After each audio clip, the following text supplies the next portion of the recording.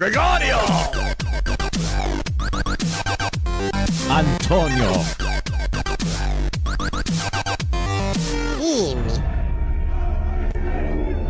Hey, yo, what's up out there?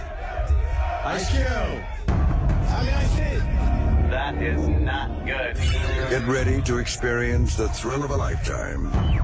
If you somehow find this offensive, just don't listen. But my guess is you'll be sticking around. Let's do this. It's going down, Jack. Hey, it's Larry King welcoming you to the Opie and Anthony Show right here on Sirius XM Satellite Radio. Oh, this is good radio right here. Y'all are cooler than shit. It starts funny and then gets very uncomfortable. One of the most popular radio shows in the world. Radio journalism at its best.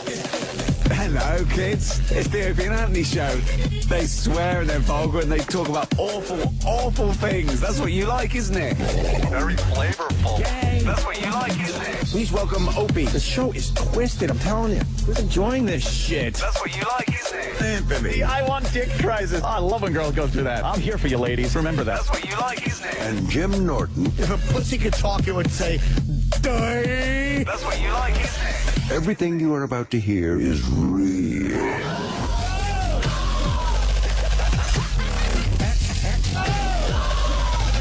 Kind of hard.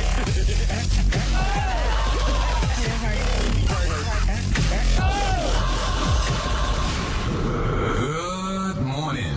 Welcome aboard. But enough of this palaver. Let's get the show on the road. Yes, good morning, everybody. There we go. Yeah. Open for business, as they say. If we were a little fruit stand, we'd be open for business. I shouldn't. I meant like maybe a hot dog stand, vegetable stand. Fruits. Fruits and vegetables. All right. Wow, we got a lot to do today. We got lots of guests, but we got to do our business before that. Anthony Weiner's a creep. His sexting broad is a pig. She's a fucking rat. What else do you need to know? A pig rat. She's just a pig. I don't know why.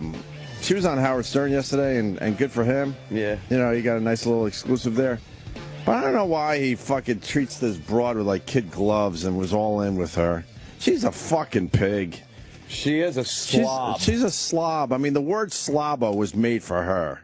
Yeah. And now she's in the paper going, well, I'm going to make an X-rated movie about it now. I'm going to do a photo shoot outside Anthony Weiner's apartment. Yeah. She's a slob. She really is. And I wish Howard would have called her out. And she fucking... I heard her on the news this morning from the Howard Show. It was a clip from Howard's Show. And she's saying shit like he wants to make it sound like he's got the perfect marriage. Right. Well, you know... I know that he's a little fucking rat bitch. You little rat bitch. Right, man. Fuck her. And your little slimming dress doesn't help. You're a pig. She has a horrendous fucking body. And she's a rat. So horrendous. She's a rat. Fucking family of rats. One of these pathetic broads that, thinks now she's going to be famous because of what she did. There's a million broads like this that have come and gone.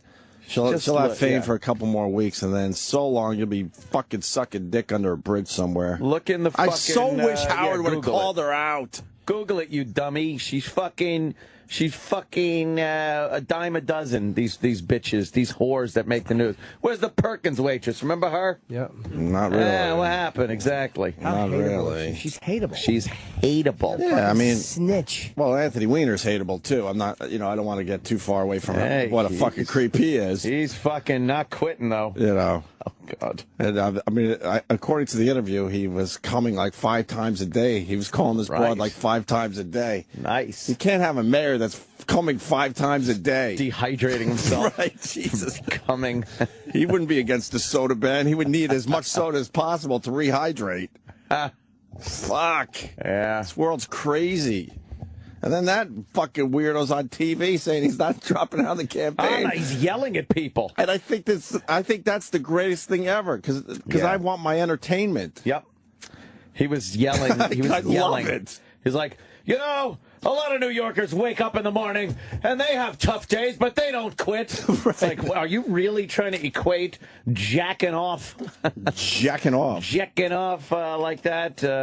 We all jack off. Well, of course, but Mr. Mayor shouldn't be... it was his lying anyway.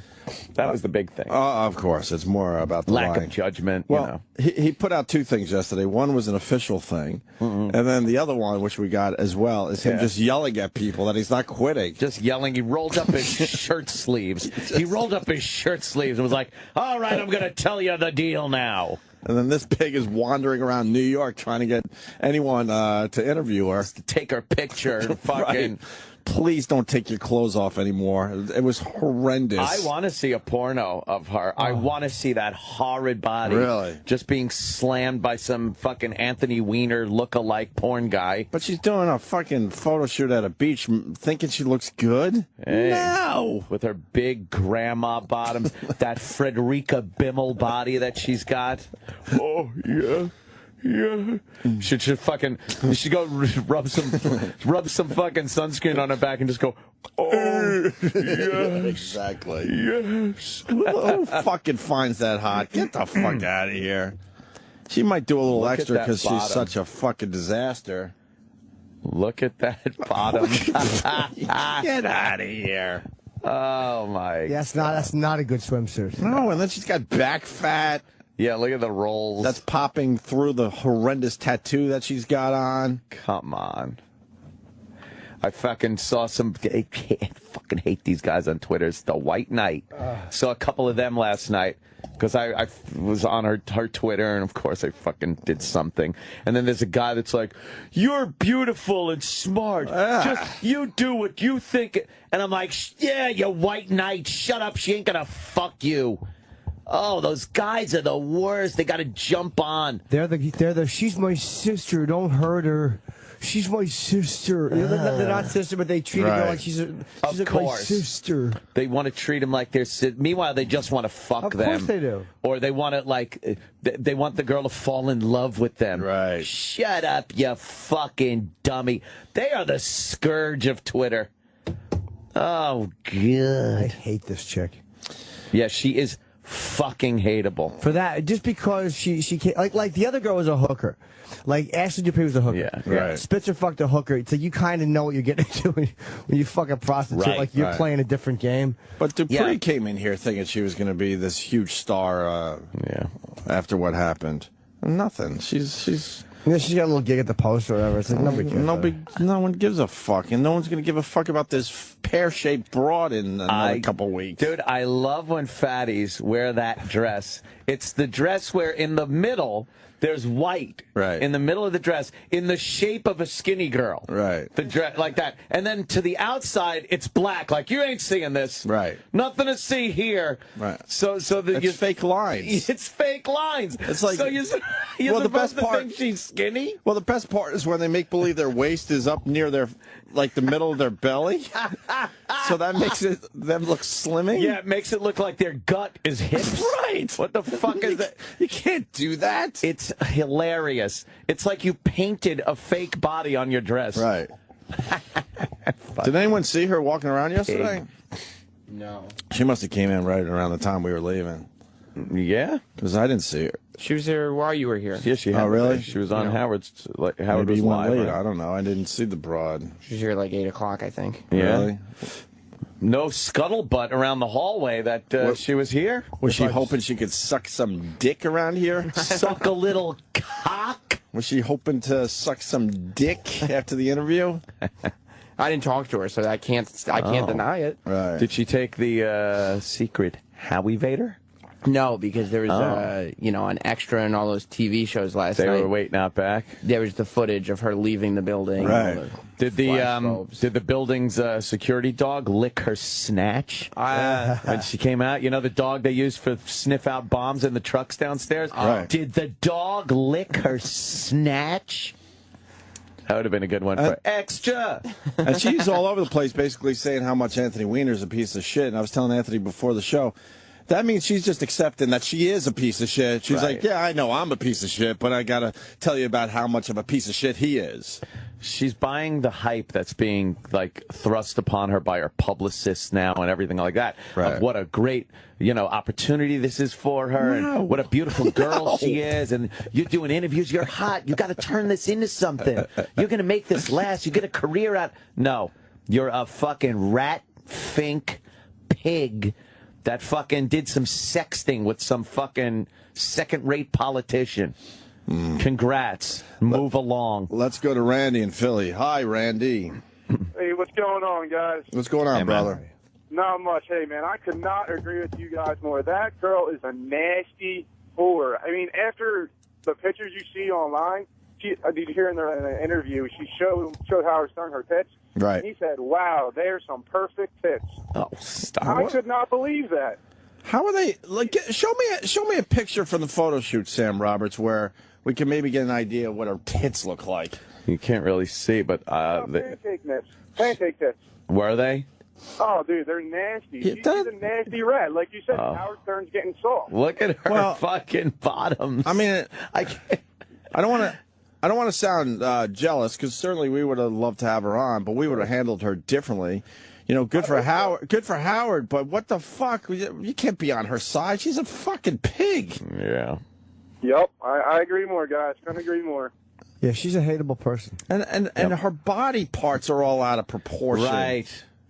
Like, maybe if she had bigger boobs to kind of balance out the bigger fucking ass. She's getting them, she said. Her manager said she's getting them. Those tits are horrendous. Look at She's frolicking. Her manager said she's getting 36 bigger tits, good for business. Bigger tits, good for business. Yeah, it's good for business.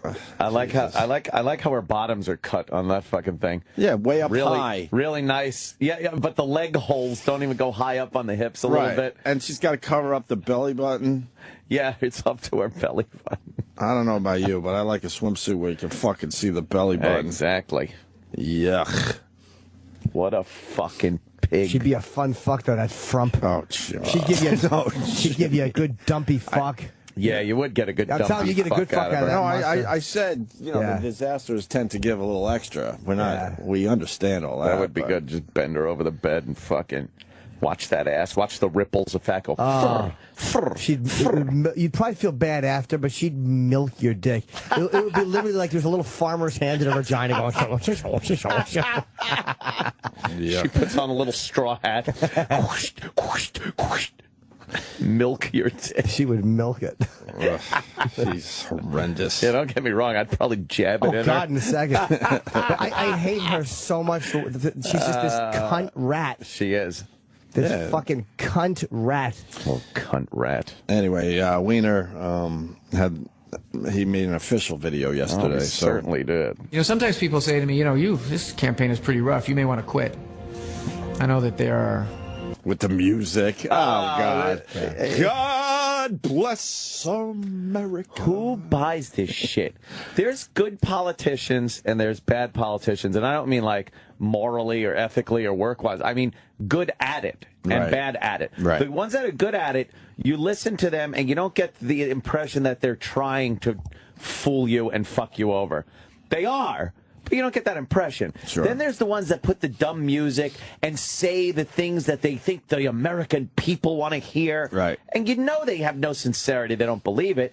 But it's just done so badly. It's like a hack. It's like watching a hack comic and a good comic. I can't do it anymore. Yeah, I hate politics, and I hate just about every. But no, I hate every politician. Oh, they're the worst. They're all full of shit. They're all full of shit.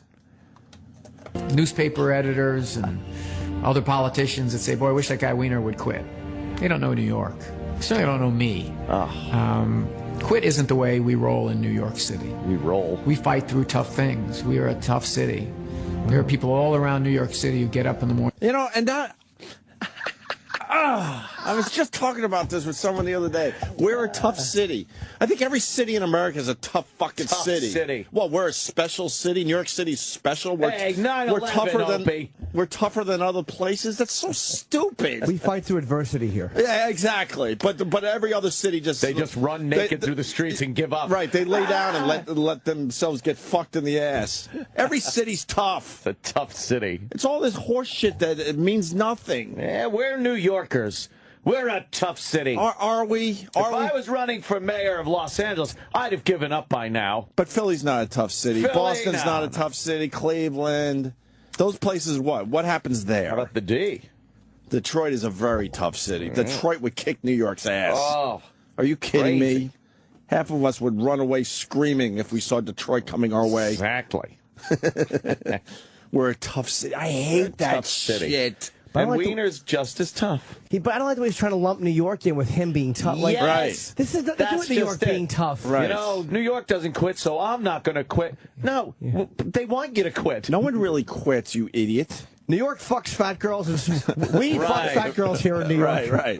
That's what he should be saying. We talk dirty a year after we say we weren't here in New York. Right, here in New York. As New Yorkers, we love a good pig. We like a rat pig. We love sticking a pig here in New York City. After all, fat bottom girls make the world go round. Yes, that should have been it. Fat bottom girls been playing in the background. He's giving his rah-rah speech. Listen, look at that fucking fatty. She's horrendous. Yeah. That dress goes way out, but the white lines, like you were saying, makes her look like she's... It's fake. She's thin. If she was standing in front of a black backdrop, she'd have a great body. Yeah. A fake dress. Yeah. You ain't fooling no one, piggy. Let's get back to Weiner. New York's a tough city. They're tough.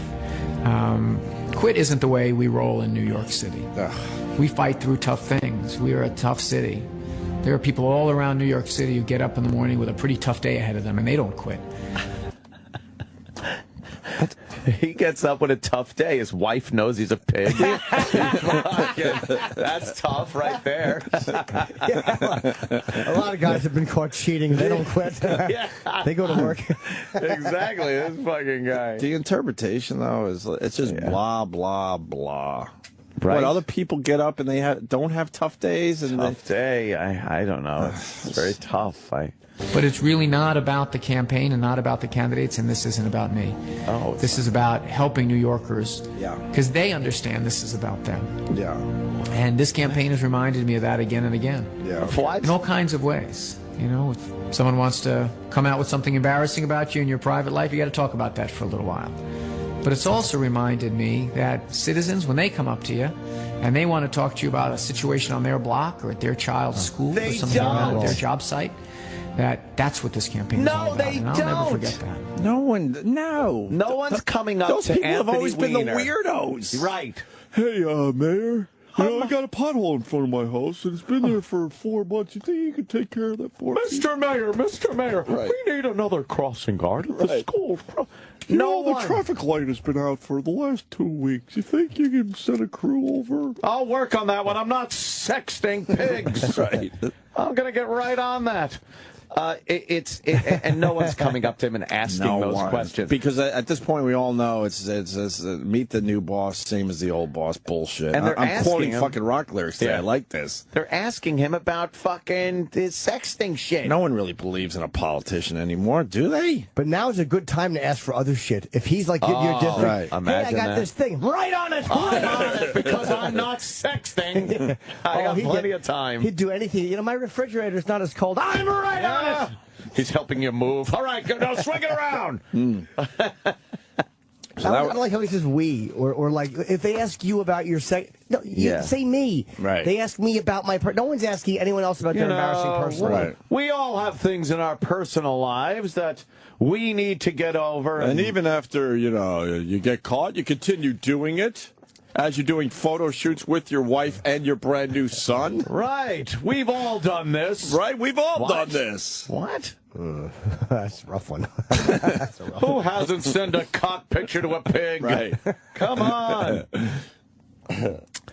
Wow. Fantastic. No one's really innocent, but this guy's a fucking creep. And she's a pig. That was his... nice new reality show, The Creep and the Pig. The Creep and the Pig. The Creep and the Pig. That was his... Also known as the Opie and Anthony Show. That was his commercial that he put together, right? Yeah, and then we got him yelling. Yeah. That was him at... And then, speaking of yelling, then we got Troy yelling. Oh, my God. And then we got fucking Dana White coming in here, which is awesome. We got a busy show. That, What did Troy... Someone told me Troy... my God. What? Jimmy, it's not just a casual what happened. I don't know. We'll set it up all nice in about 10 minutes. Yeah, it was an exclusive on the Sam Roberts After Show. There was a blowout. Oh, Troy and fucking Zito. Oh, yeah, we'll get into it. We'll get there, don't worry. Oh, yeah. It's going to take us at least a half hour. Oh, stay tuned. Stay tuned. Stay tuned. Stay tuned. So then, stay tuned. Where was Weiner when he was yelling? He was at just some kind of, like, appearance? Oh, yeah, a little presser thing. There's a bunch of cameras there, and, you know, he you know, had to show a little passion. I think if you look at him, he's been very contrite and, ladies and gentlemen, I did this, and he's probably told, look, Anthony, you've owned it. It's all right. Now you got to get out there and show that you're a fighter. Who's telling him this? Fight back. Everyone's fucking leaving him. I know, yeah. Is that what he's saying in the mirror? Yeah, he probably is. Right. So this time he went out there and raised his voice and shook his hand at people. Hey, I'm this guy. This would make sense if he didn't do it for a year after he had to resign. That's the problem that a lot of people have. People threw actual him the voters. That's the problem they have. They gave him another chance. And they gave it to him. That's America. That's New York. Right. In New York, you get a second chance. Because we're a tough city. And we don't quit here in New York. Right. Other cities, they certainly do. Yeah. Wow. He had a second chance. They were going to let him slide, I think. Holy fuck, what was that? What's that? That's great. I don't know. I just saw some fucking gun sight footage from what looked to be Afghanistan or something. Black and white footage from above and taking out a whole group of people. Anyway. So here's Anthony Weiner last night, or yesterday afternoon, whatever. At a certain point, you've got to say, look, I don't quit. New Yorkers don't quit. I'm not going to go into the corner and curl up because someone found out something embarrassing about me. You see what's going on here today? If you become mayor of the city of New York, you got to put up with this every single day. People saying to you, you know what? You did something we don't like. Cameras in your face. Change your mind. Back down. Quit. That's not the kind of mayor I'm going to be. Sir, I say to you with all due respect, if you don't like to vote for me, do not vote for me. But don't deny these people the right to vote for me if they want to. What people? He found supporters? I know. I'm like, what? You heard like one bunch of guys just jacking off. They're all jacking off. We understand. Hey! What? Don't fucking... Like his yelling style. Hey, he's right, though. I like the fact that he's not quitting, but... Oh, it's great. But he's a lunatic. We'll have him doing this right to the end, We'll be able to kick him around for a while. Yeah. That's it on the Wiener, I guess, huh? Is that it? Yeah, him and his Wiener and the fat pig. Yeah, let's call it Wiener and the pig. That's even better. Wiener and the pig. Wiener and the pig. The Wiener and the pig. Person. What? Yeah. She's a horrible person? Yeah. She's terrible. Well, yeah, we said all that, Sam. I'm reiterating. Yeah, she's just, she's yuck. Yuck. We iterated. You reiterated. Correct. I happen to think this young lady is delightful. Jesus, Jimmy. You do, you? You like her? Yes. She's a wonderful girl, I gather. Jesus. Hey, good for her. A little career in porno. Yeah, that'll be next. I'd watch. What was this? Oh, so would I. I want to see her getting fucked in that fat ass. Right? Yeah. You're making her sound like she's a beauty queen. She's she's just. Oh no. She's just a regular girl, but there is something very sexy about the fact, like a regular average girl. I don't think she should get new tits. She wants to drop 10 pounds. Let her drop 10 pounds. We don't need new tits. I don't like. I'm sick of new tits. Drop 10 pounds. No, I'm saying like whatever she needs to do. She needs to drop like 30. Oh, she ain't that bad. No. She's bad, dude. No. I'd give her a good 10-pound spanking. Clown Posse in studio for the first time. Got Let me just say, you know what I'm saying? Just, you know what I'm saying?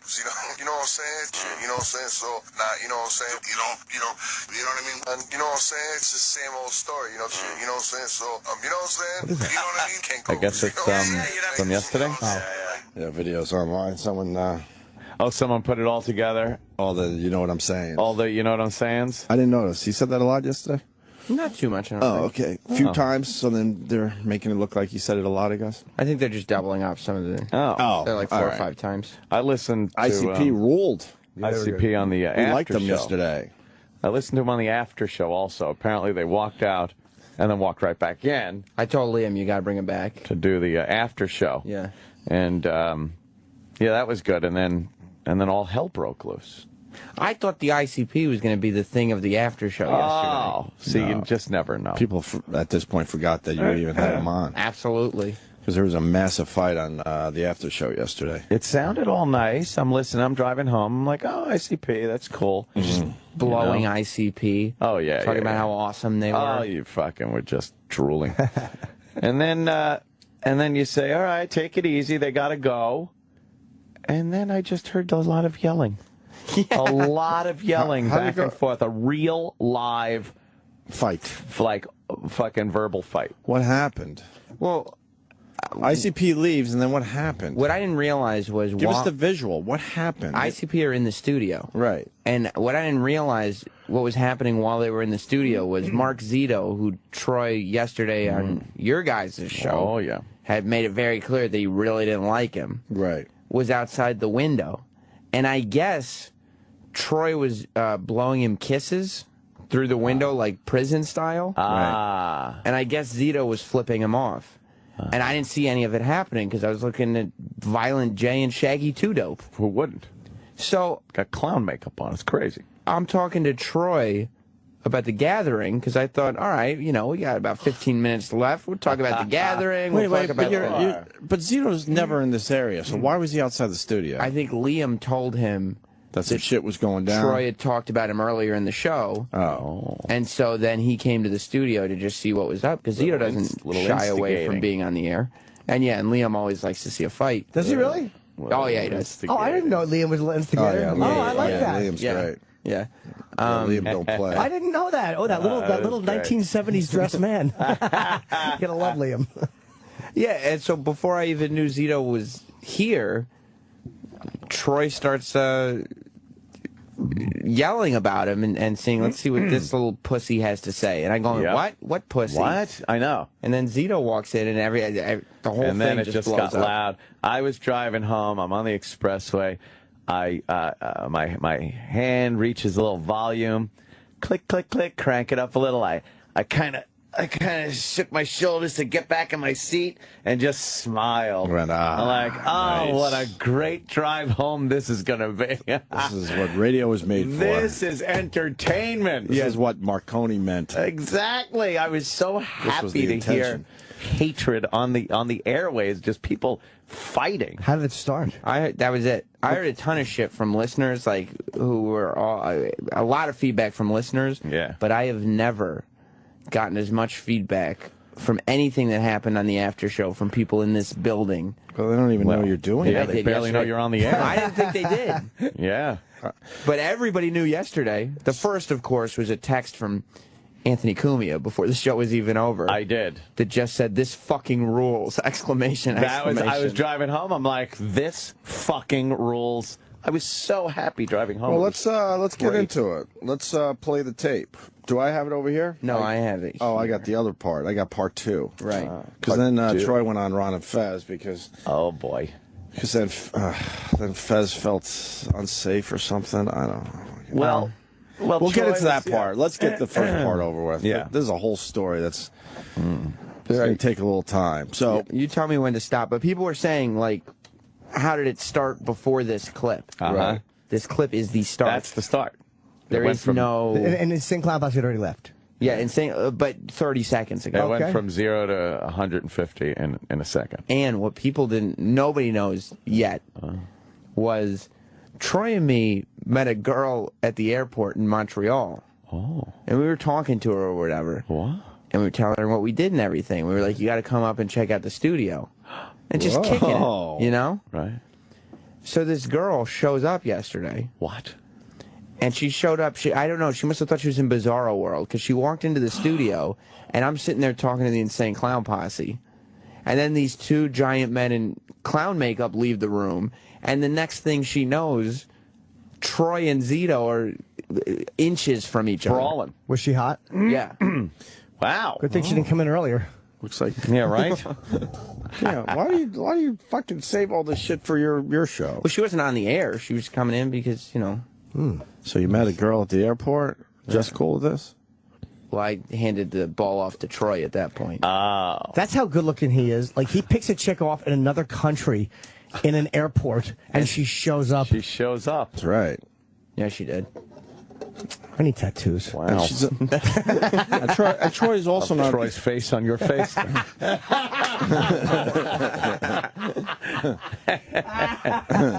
I guarantee Troy thinks that girl's a pig too, by the way, the Anthony Weiner.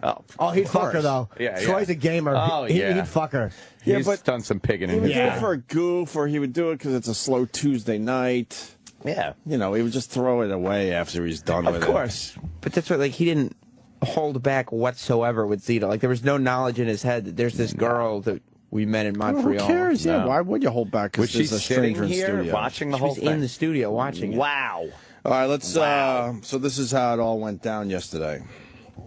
I want to see what this little fucking faggot has to say. What do you got, fucking pussy, blowing me kisses? Fuck you, pussy. You got something fucking stupid to say to my face. You fucking faggot. You little fucking faggot. Want to take a moment to rub some cream on your tattoos? Put on a tight shirt? You want to do that? Come over here by you, pussy. Mark Zito just walked in the room. Stupid to my face. Well, I will, actually, because I think everything you said the other day was fucking false. Oh, okay? really? And You weren't laying down? You weren't laying down? You have shitty work ethic? You weren't fucking wearing the same stupid clothes? What were you doing? Fuck you. I was working the show. I was working the show. You wouldn't know. You were out on the fucking couch sleeping like a fucking pussy. Yes, and helping Roland bring them in at times. Was I not helping fucking Roland? Was I not helping everybody? Was I not talking to the fucking crowd? Was I not getting shit from the host? Management on your stupid fucking wife. Why would I give a shit about any of that? Because you tell me that. Because I will. Shut the fuck up, you little fucking fruity faggot. Whoa, wow. I heard your girlfriend's getting fucking pumped out by other dudes too while you're with her too. Heard that too. Little fucking John Mayer faggot. You want to go to that road? What's that about, like getting punked out by what? When Troy said that his girlfriend was getting pumped out by other dudes. Pumped out. Right. I know most of the rumors that go on around here. It's the first I'd heard. You've never heard that one. I don't know what that was. I don't know if I know his girl. Is that the No. Oh, a different girl? Yeah, Zito's girl? Zito wasn't denying it. Wait, what needs to be said, because it is a visual, because this could get maybe a little ugly. I don't know. I don't know where this is going to fucking end up. If the kid is fucking blowing kisses at you while you're in studio, you're going to lose your fucking mind as a guy. Wait, who's blowing kisses at who? Zito. That needs to be said. I heard Troy was blowing kisses at Zito, and then Troy said Zito was blowing kisses. I don't exactly know. I didn't see anybody But I'm just saying blowing that's kisses. where obviously a lot of this anger is coming from Troy. And then if you're angry, you're going to go fucking all out, right? That's what we do. Yeah, that's what people do. It's on the air, so you know it's going to sound right. Oh, yeah. Go ahead. Let's hear it. No place for hate. You on that road with me? Yes. I'll fuck you, motherfucker. Yeah, please give me your information that you have. Let me know that your girlfriend's getting pumped out by other dudes? I don't know. Oh, okay. I feel like you're just making shit up and saying it, but you have nothing to back it up. Making shit up. That's just what I mean, great, that's the rumor in our relationship that she can do that. Around this fucking. That's the rumor around this place. Thought it was all Your love girlfriend's when getting pumped the fuck ICP out. was in Yeah, here. really? Yeah. Oh, okay. Yeah, exactly. I mean, I haven't heard anything about your girlfriend being pumped. Sitting around like What does that wearing the mean? same fucking clothes every day, looking like I think it means having sex. Pumped out? Yeah, like Siemens. I certainly. Siemens. I'm certainly going on record. I have no fucking idea what. I don't even know who she is. Exactly, because I ain't getting involved with this shit. I think I know who she is, and she was very beautiful. That's the same girl. But I have no idea. I've never heard any of those. Fucking I don't know rumors. who it is. I've never heard. No. Pumped out. I never heard the rumors. I don't know if they're true, but I will jack off thinking about it. Jesus, Jimmy. Get a hold of yourself. Sometimes a good rumor can get you fucking going. I'm surprised at that point Zito didn't take a swing. That's what I was saying. Because if somebody's saying that your chick is being pumped out. I would do something stupid. You would think that would just get to the point where I got it now, you know, to be a guy. Yeah. At some point and defend your chick, you got to take a swing. Yeah, that's the one part I wouldn't have forgiven. Yeah. All right, keep going. Let's hear where this goes. What are you, dumbass? Yeah, you look don't like shit. watch it You look like every shit. day. Show a little fucking pride, you fucking faggot. Yeah, I wear cartoon t-shirts. Cartoon t-shirts. You know what The this is? tats and the cartoon, it looks fucking Oh, great. yeah, you Show look pride. fucking great. You got a fucking 13-year-old, barely look like your balls drop beard.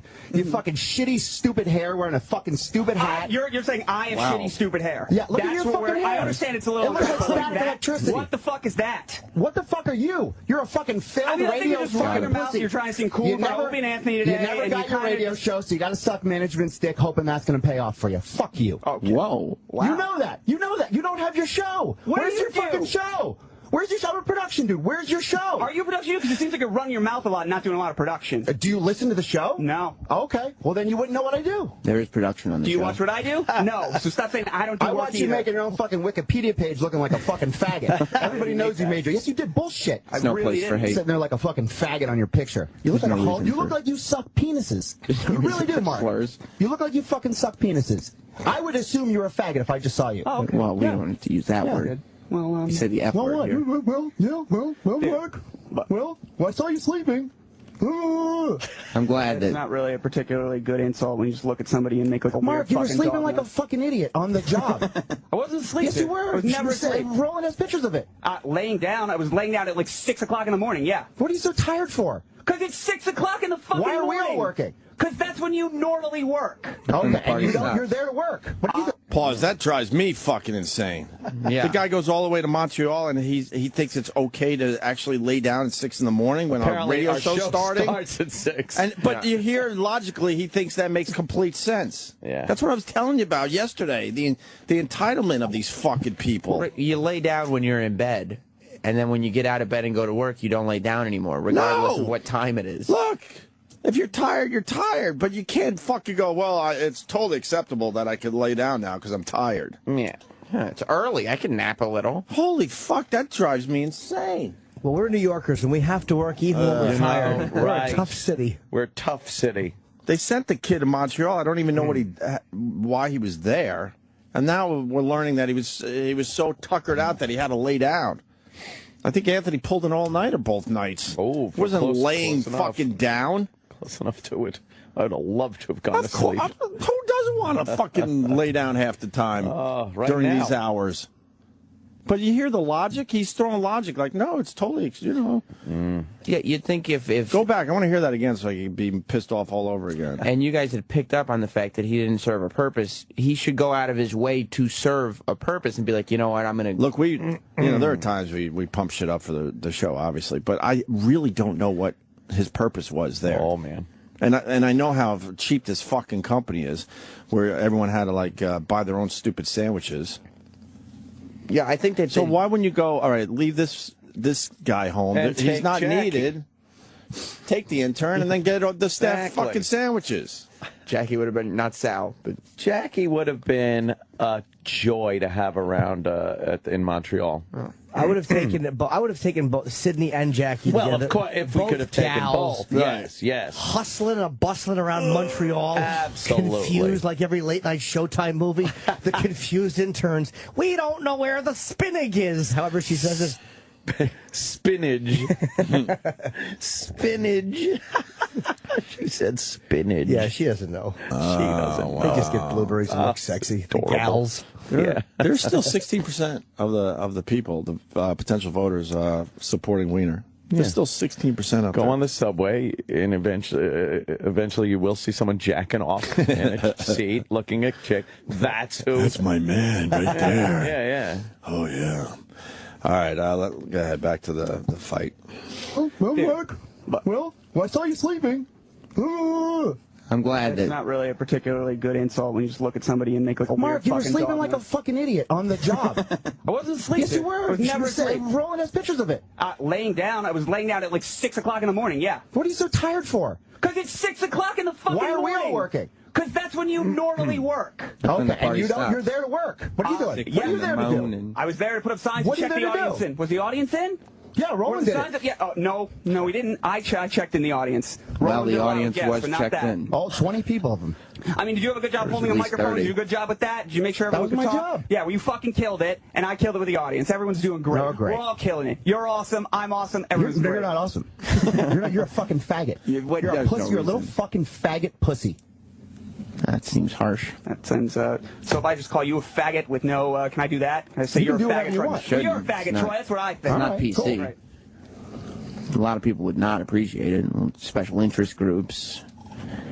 But I'm glad we got to the bottom of this and we're all okay now. I mean, I fucking hate it. They're all You do? okay now. Wow. I honestly do. And I love how I did the thing like, oh, I'm going to get in your face. I'll talk like I'm going to be fucking afraid. I'm not afraid. You're a little fucking twerp. I'm not afraid of you, You're a but little you twerp. tried Did your to... balls drop, buddy? Your Get your balls fucking drop hand yet? away from there. What do you do? What do you do? What do you do? Okay, you're right in You're each just other's acting face like a and psycho. shouting. You're not going to do shit.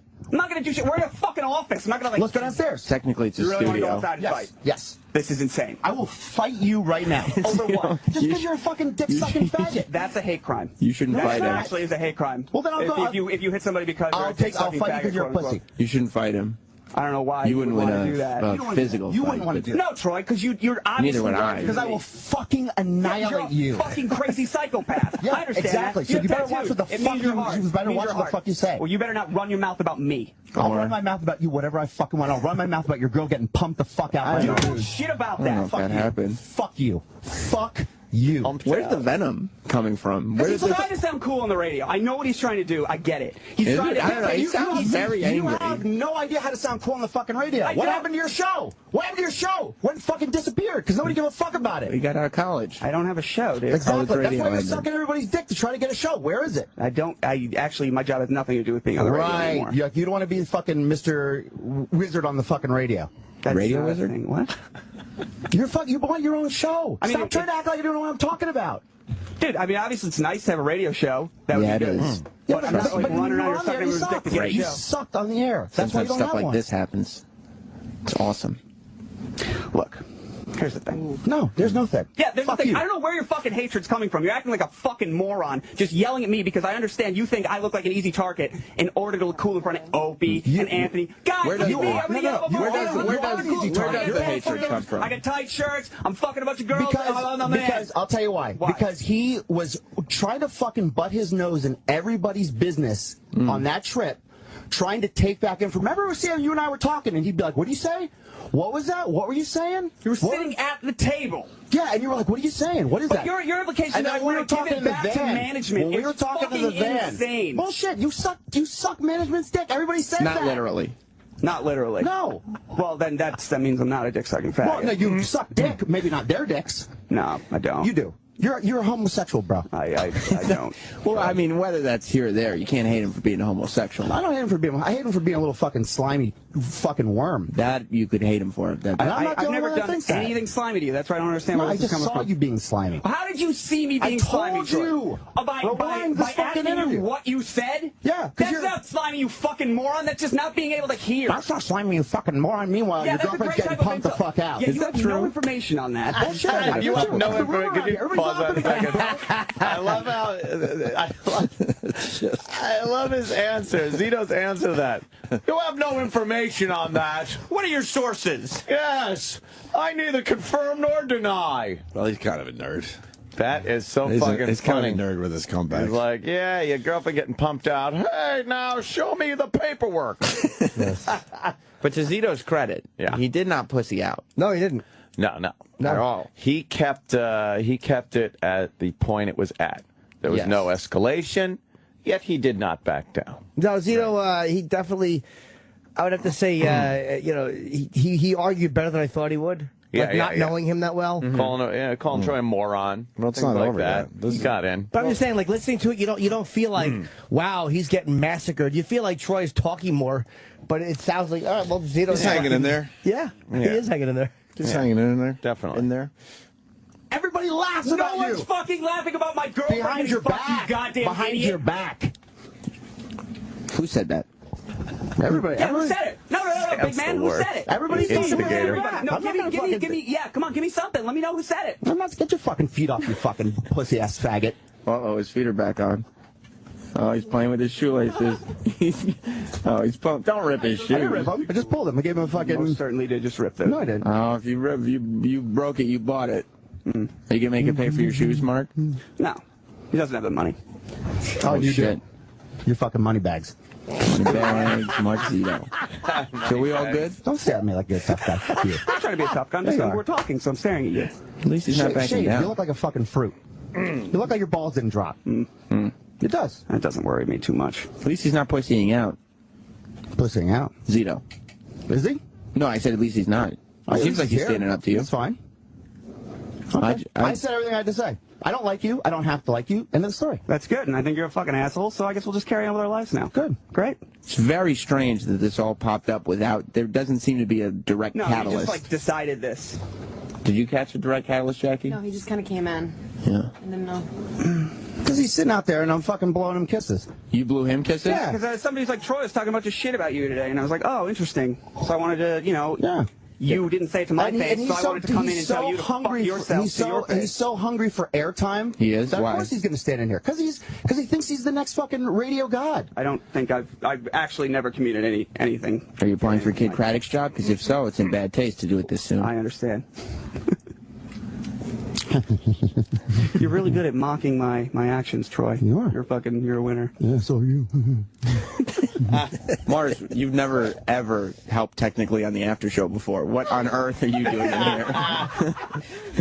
Ran across a few technical issues back here. I need to take a look at. He's just screwing mic stands together as Zito and Troy stare off. That's kind of gay. You're doing like some gay things. I mean, which is fine, but you were insulting me for being gay. I just want to see why you're blowing kisses and showing me your crotch. I'll show you what it's like to be fucking gay. You will? You're gonna fuck me? Would you? That seems weird. That seems kind of. I'm just saying. If you want to fuck me, that seems. You would? Like Deliverance? You want to prove to me that I'm gay by fucking me. I'm gonna prove to you what a little fucking woman you are. I don't understand how that's a thing. Like a woman. I'm gonna prove to you that you're a little woman. Shut up! I'm gonna prove to you that you're a little fucking woman. You want to fuck me? That's what you said. Though. You but more like not as romantic, more like a prison scenario. Like a prison scenario. Romance. Okay. No romance. Okay. You're a little fucking fruit. Like you trade him for a pack of cigarettes? You're a little fucking faggot. And you better hope I don't run out into you outside of this place. Oh boy. So this is insane. Okay. This is I just don't understand why you decided to get so angry today, and then when I came in to say it to your face, I'll say it to your face. I'll say it to your face here. I'll say it to your face down there. I'll say it to your face everywhere at your fucking apartment. What do you think of that? Okay. Okay. You know where I live. I do know where you live. As a matter of fact, to a mouse. I know it. I know exactly where you live. Oh, this is threatening. And you want me to be waiting for you by your fucking apartment? Fucking go for it. Don't go. You shouldn't go to his house because that's like stalking. You can get charged. I know where he fucking lives. Sam, the voice of reason. You can't go to his house just because you know. If he wants to fucking push me in that direction, and let's see how fucking tough he is when we're outside the building. You can't beat Troy in a physical fight. No. I can't either. Of course not. Okay. That's insane to think such a thing. Well, I'm glad he's that's significantly larger than me. I'm glad that's plus he's. But I don't like his intimidation tactics. He's got a little crazy in him. Oh, definitely. Not that that's a bad thing, buddy. You know me and you are bros. Don't look at me like you want to fight me. I see some anger coming over here, and I'm saying today's ICP day. It's all about love. Whoop whoop. But then Zito came in, and it turned south very, very quickly. I didn't even know he was out there. You just started getting very upset, and I go, "Why is Troy screaming?" Yeah, it's fine. I'm good. Are we back on? You guys are back on good terms then? No. Good from you either, Zito. No. Did this come as a surprise to you after Montreal? No, I mean I never thought we were close. Were you picking up on these vibes there, or maybe not to this extent? Not to this extent, yes. But like. See, the second I thought you were a snake in the grass, that's when I thought we're not cool. Okay, but like. I don't understand why you would think that. I told you that. I get it, but what I'm saying is I don't understand. You're digging too hard for little information that you know you can take back to the bosses and present as fucking... What would I be... Hey, bosses, Troy likes to fuck a lot of girls. That's weird. Like, what the fuck? I think a lot of girls. We have to... From what you said... Lots of dudes like to fuck my girl. You have something to say. Lots of dudes like fucking my girl. Yeah, you have done... We have to actually make room for Ron and Fez. But I'm going to do the responsible thing as a professional broadcaster and have you guys leave the room separately. So that's necessary. I do. I'm not going to be responsible. Do you have a live read or no? No, I do not have a live read. Would you like to leave first, or Troy? I can't have you guys in the room at the same time and then sign off. Well, this is Troy's home base, so I will leave first. Very classy. Thank you for stopping by, Mark Zito. Always a pleasure. Good time. Yes. Oh, you bet it was. All right, don't start this thing again, Troy. We're on a great positive note. Liam, things didn't go well. Things did not go well. Fuck you, Troy. Oh, he snuck in one. Troy? Yeah. Always a good time with you, buddy. It's all fun. It is all in good fun. Ron and Fez are coming up next. We'll see you tomorrow. Goodbye, everybody. That sounded like good fun. Jesus. Wow. How funny would it be if that whole thing E-Rock got fired because he chimed in with the live read? Yes. He felt he was hurting sponsors. Wow. That fight got very serious and very silly as well. Man. It's like a dumb schoolyard argument. Like two guys just fucking, you know, my dick's bigger. The best part of that whole thing was Troy Quan saying that he would fuck Mark Zito. Right. I don't think he really would. No. I don't know. I think he might. I think he might just to show him. Just to show him. Troy's in his own little world. I think he just might. Depending on his mental state. Yes. At a given moment. What are the comments saying on this video? Let's see. What are the people saying? What's the top comments? Why'd you go past that? Yeah. Holy shit, why did this happen? It's in the description. I'm going to miss Troy Quan. Rockstar is hiring. Rockstar. How about... I'm not going to read that one. Why? Oh. Okay. Look at the puppy on Fox and Friends. Oh. They don't want to leave during this. It was after our show. It's after our show, you fucking idiot. What is this? An attempt to see how many douchebags you can squeeze into one room? Oh, who do we have? Sam. Sam Roberts. Just one douchebag. We got Sam. I would say Mark Zito's a douchebag. Sam. Yeah. So then, Troy has a tendency to be a douchebag. He had my favorite. Mark had my favorite line though. What am I going to tell management? Troy likes to fuck a lot of girls. That made me laugh. That was a good one. I think he was useless in Montreal, but he certainly held his own in that fight. Yeah. Then it's continued on Ron and Fez, I guess. Oh boy. Did it? Oh boy, did it ever. Fez wasn't happy about it. Fez was not happy. Oh, probably. Okay. He went on the air and said he didn't feel safe. Well, why? I don't think that's silly. Troy's gonna. In the end, that's silly, right? Yeah. I mean, obviously, you could say what you want. I mean, obviously, people would be offended by what Troy was saying, but you know. To feel not safe. Well, let's hear how it went down. I felt bad for every gay person in the building today. The people at OutQ, Seth Rudetsky's here to do his show today. Hey, let's not out people. Fucking Ronnie. That's why he's the best. It's so goddamn funny. Hey, let's not out people. So fucking quick. Fucking Ron. He's outing people. Oh, he's the best. Oh, God. Why is he taking... I felt bad for every gay person in the building today. The people at OutQ, Seth Rudetsky's here to do his show today. Hey, let's not out people. I don't think his family knows. All right. Troy wants to come in? Yeah, that's what I heard from the booth. All right. Oh, boy. Troy's more than welcome to come in. I think it would be very, very tough to see if he would keep his job. I absolutely agree, but for some reason it's okay to throw this word around 50 times. Here comes Troy. Fez, Jesus. Who's that you're wearing on your shirt there? It's the guy from Major Lazer. They're a band with Diplo. I don't know exactly what his name is. So we heard that you had a fight with Zito today. Yes. And some of the things that you said made Fez feel offended and less than safe around you. Yeah, well, I mean, he should feel absolutely safe. I have nothing but love for Fez. So there's nothing he has to be concerned about. I have nothing against him or his sexual preferences. This has nothing to do with him whatsoever. Fair enough, Fez. Why do you... I try to get a grip on this word all the time. Why... Hold on. What? Look, I love Fez. But Fez, like, you know the context in which that word is being said is in just two guys arguing in a schoolyard way and being insulting. Because a minute later he goes, I hear your girlfriend's banging. Literally what Troy said is, I hear your mother's a whore. Right. That's the equivalent of that. And you know especially since Mark Zito is not known to be a homosexual at all. Yeah. No one thinks Mark is a homosexual in the real sense. Troy doesn't think that. And Troy doesn't have any history of any violence towards gay Zero. people. Troy's admitted that he's fucking done a few things that might be considered. He put his asshole on a man's nose. If you want to see how Troy feels about gay people, the gay off. Oh, God, no. We Troy burned those was tapes. the fucking cock-swinging ringleader and not even a smidge homophobic. So in that context, that's just two guys arguing. And, yeah, faggot has become unpopular because in politically correct world, it's seen as this terrible word now. Like, and it's not a nice word, but it's not like fucking... It's not being used against a homosexual in the context of a hateful argument. And everybody listening knows that. Yeah. So come on, Fezzy, you know better than that. Like, you know the difference between him doing that and then him going, hey, you're gay, Fez, you're fat. Like, there's a big difference. And Fez has been around this world for a very long time. And he's been around should Troy. understand this. He's been around Troy. Like, you came out and everybody loves you for coming out. He knows Troy. Yeah. Get a grip on this word all the time. Why do you have to do that? But I don't know why it's so offensive at this point to just throw that word out there when it's not. I mean, if I was because directing you're not it to, gay, but, you but, don't but, get it. But if I was directing it to you, I can understand that. I can understand it. And it's a way that guys hit hard when in a verbal fight with somebody, and you want to question a heterosexual man's sexuality. That's where you go. That's what we've done as kids.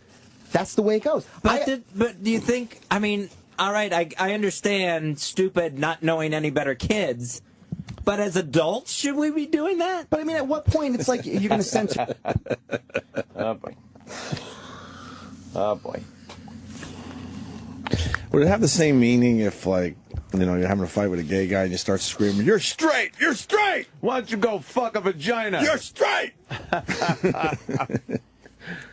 Yeah. So maybe, I mean, Fez has a point slightly, but, I mean, you got to understand the whole picture, though. I mean, God. You really do. And really, the only argument that gay guys have ever had about using the word faggot is the violence. They say it just leads to, you know, gay people being bashed, being beat up. You got to look at it in context and at what level it is. You don't go from walking around being completely accepting and inclusive with gay people, and then the second you say faggot, it turns into you might as well be punching gay people in the face. It doesn't. There are levels of it, of what you're saying and talking about. The only thing I would add is, like, we don't have the experience to fully understand what that word means to. Hey, I was in a treehouse once. A gay person. Yeah, some of us might have done a few things that could at least, you know, some of us may have driven into the neighborhood. What you're saying makes sense logically, but you do have to add, like, you know, we don't know, you know, exactly how that word could be hurtful to a gay person. I just think it's another way to have a little power base over people. I kind of agree with you. I think it's like everyone wants to be part of a group that has something exclusive. Jesus. The difference between like that, like the word nigger when you're a kid has always meant something racist and awful. Like it's always been that same, it's a horrible slur for a black person and you know it. But when you're a kid and you're yelling, you faggot, or you're a teenager, it's like you dickhead, you jerk off, you like when you say to someone, you cocksucker, I don't think that you really put dick, like you're a dick sucking fat. You're just being schoolyard assholes to each other, and everybody. There's a big difference between that and saying that to a guy like Fez, who you now know is gay. There's a huge difference in intent. But the gay person would say, "Why is that a bad thing to be a dick sucker?" You know, that's. I'm trying to see it Fez's way a little bit. Sure, but and the response like, to that, why is that a bad thing that you have to go that low with your verbal argument? It's all relative. It's all relative. I would say that's what I would say to a gay guy. It's like it's all relative. Like however you insult somebody. Like if you say, "Hey, your girlfriend's fucking other people." Hey, if they're a swinger couple, that's not an insult. Right. But if they're not a swinger couple, that's a tremendous insult. Huge so insult. It's all context. There you go. If you yell that about my girlfriend, I'd probably jerk off and say, "Tell me exactly what you heard." But as adults, should we be doing that? But I mean, at what point it's like you're going to censor everything that you have to say? I mean, it's just like if you're in a verbal fight with somebody, it's like... Here's why Fez is offended. Not only did you throw that out there, but you said you look like someone who puts penises in his mouth. You look like that. You know, you're specifically saying that what Fez, his sexual orientation, is lower than acceptable for the way a man should be. I don't think that. I mean, and if Mark Zito is gay, just own it and be like, yeah. No, I mean, Ron's sort of making the same point, and I'm glad Troy's going to defend what he, exactly what he meant by going that way. And Troy actually touched on it before. It's when we're insulting a guy, a heterosexual guy, and you question his masculinity and his heterosexuality, that's an insult. Sorry to gay people, but that's always going to be an insult to a straight guy, is to question his sexuality. That's the way to, that will never change. I'm sorry, it will never change. That will always be a great insult to a straight guy. It just is. I agree. Yeah, back to my ex. If Mark Zito is gay, you should just own it and be like, yeah, I put penises in my mouth. You know that he has a girlfriend. Own it. Own it. But this is the funny part about where we are today, like as a country or as a whatever. Like they have this really nasty argument. Was Mark doing the work he should have been doing? Was Troy out of this whole argument between two guys? And now the whole thing is just about the word faggot. Right. And not about what was actually happening between these two guys, because the word faggot had really nothing to do with what their issue was. Their issue had nothing to do with sexuality. It was just two guys that don't like each other. I'm bothered by Zito's work ethic. That's all I care about. Because I know how cheap they are around here. They wasted money on his fucking trip to Montreal, period. When the interns could have gone. Whoa, hey. Some things have been changed around here. Let's see the phone and keyboards. All right, we're getting somewhere. And I'm bothered that Troy is picking up ass in the Montreal airport, and I can't do it after a fucking gala. And she's after we had a whole bit about it. And she shows up. She shows up days later. That she shows up. It's amazing to me. Yep. Own it and be like, yeah, I put penises in my mouth. You know that he has a girlfriend. That's why you said stuff about his girlfriend being with other people. Right. You never kept anything in an air of truthfulness at any point of this entire thing. Correct. You yelled out things that you thought were the lowest things that could happen. Your girlfriend's a slut. You yourself are with other men. Right. I mean, when I get in a verbal fight, I go for the throat. But why didn't you drop the N-bomb like that? Do you think Who Kid or somebody else might have been offended if you said, you act like the N-word? Do you think people at Shade 45 would be like, oh, that's just what happens when the guys argue with each other? Well, I mean, first of all, I wouldn't say the people are scared to say that word over the F word. But no one has that's not a common thing in an argument.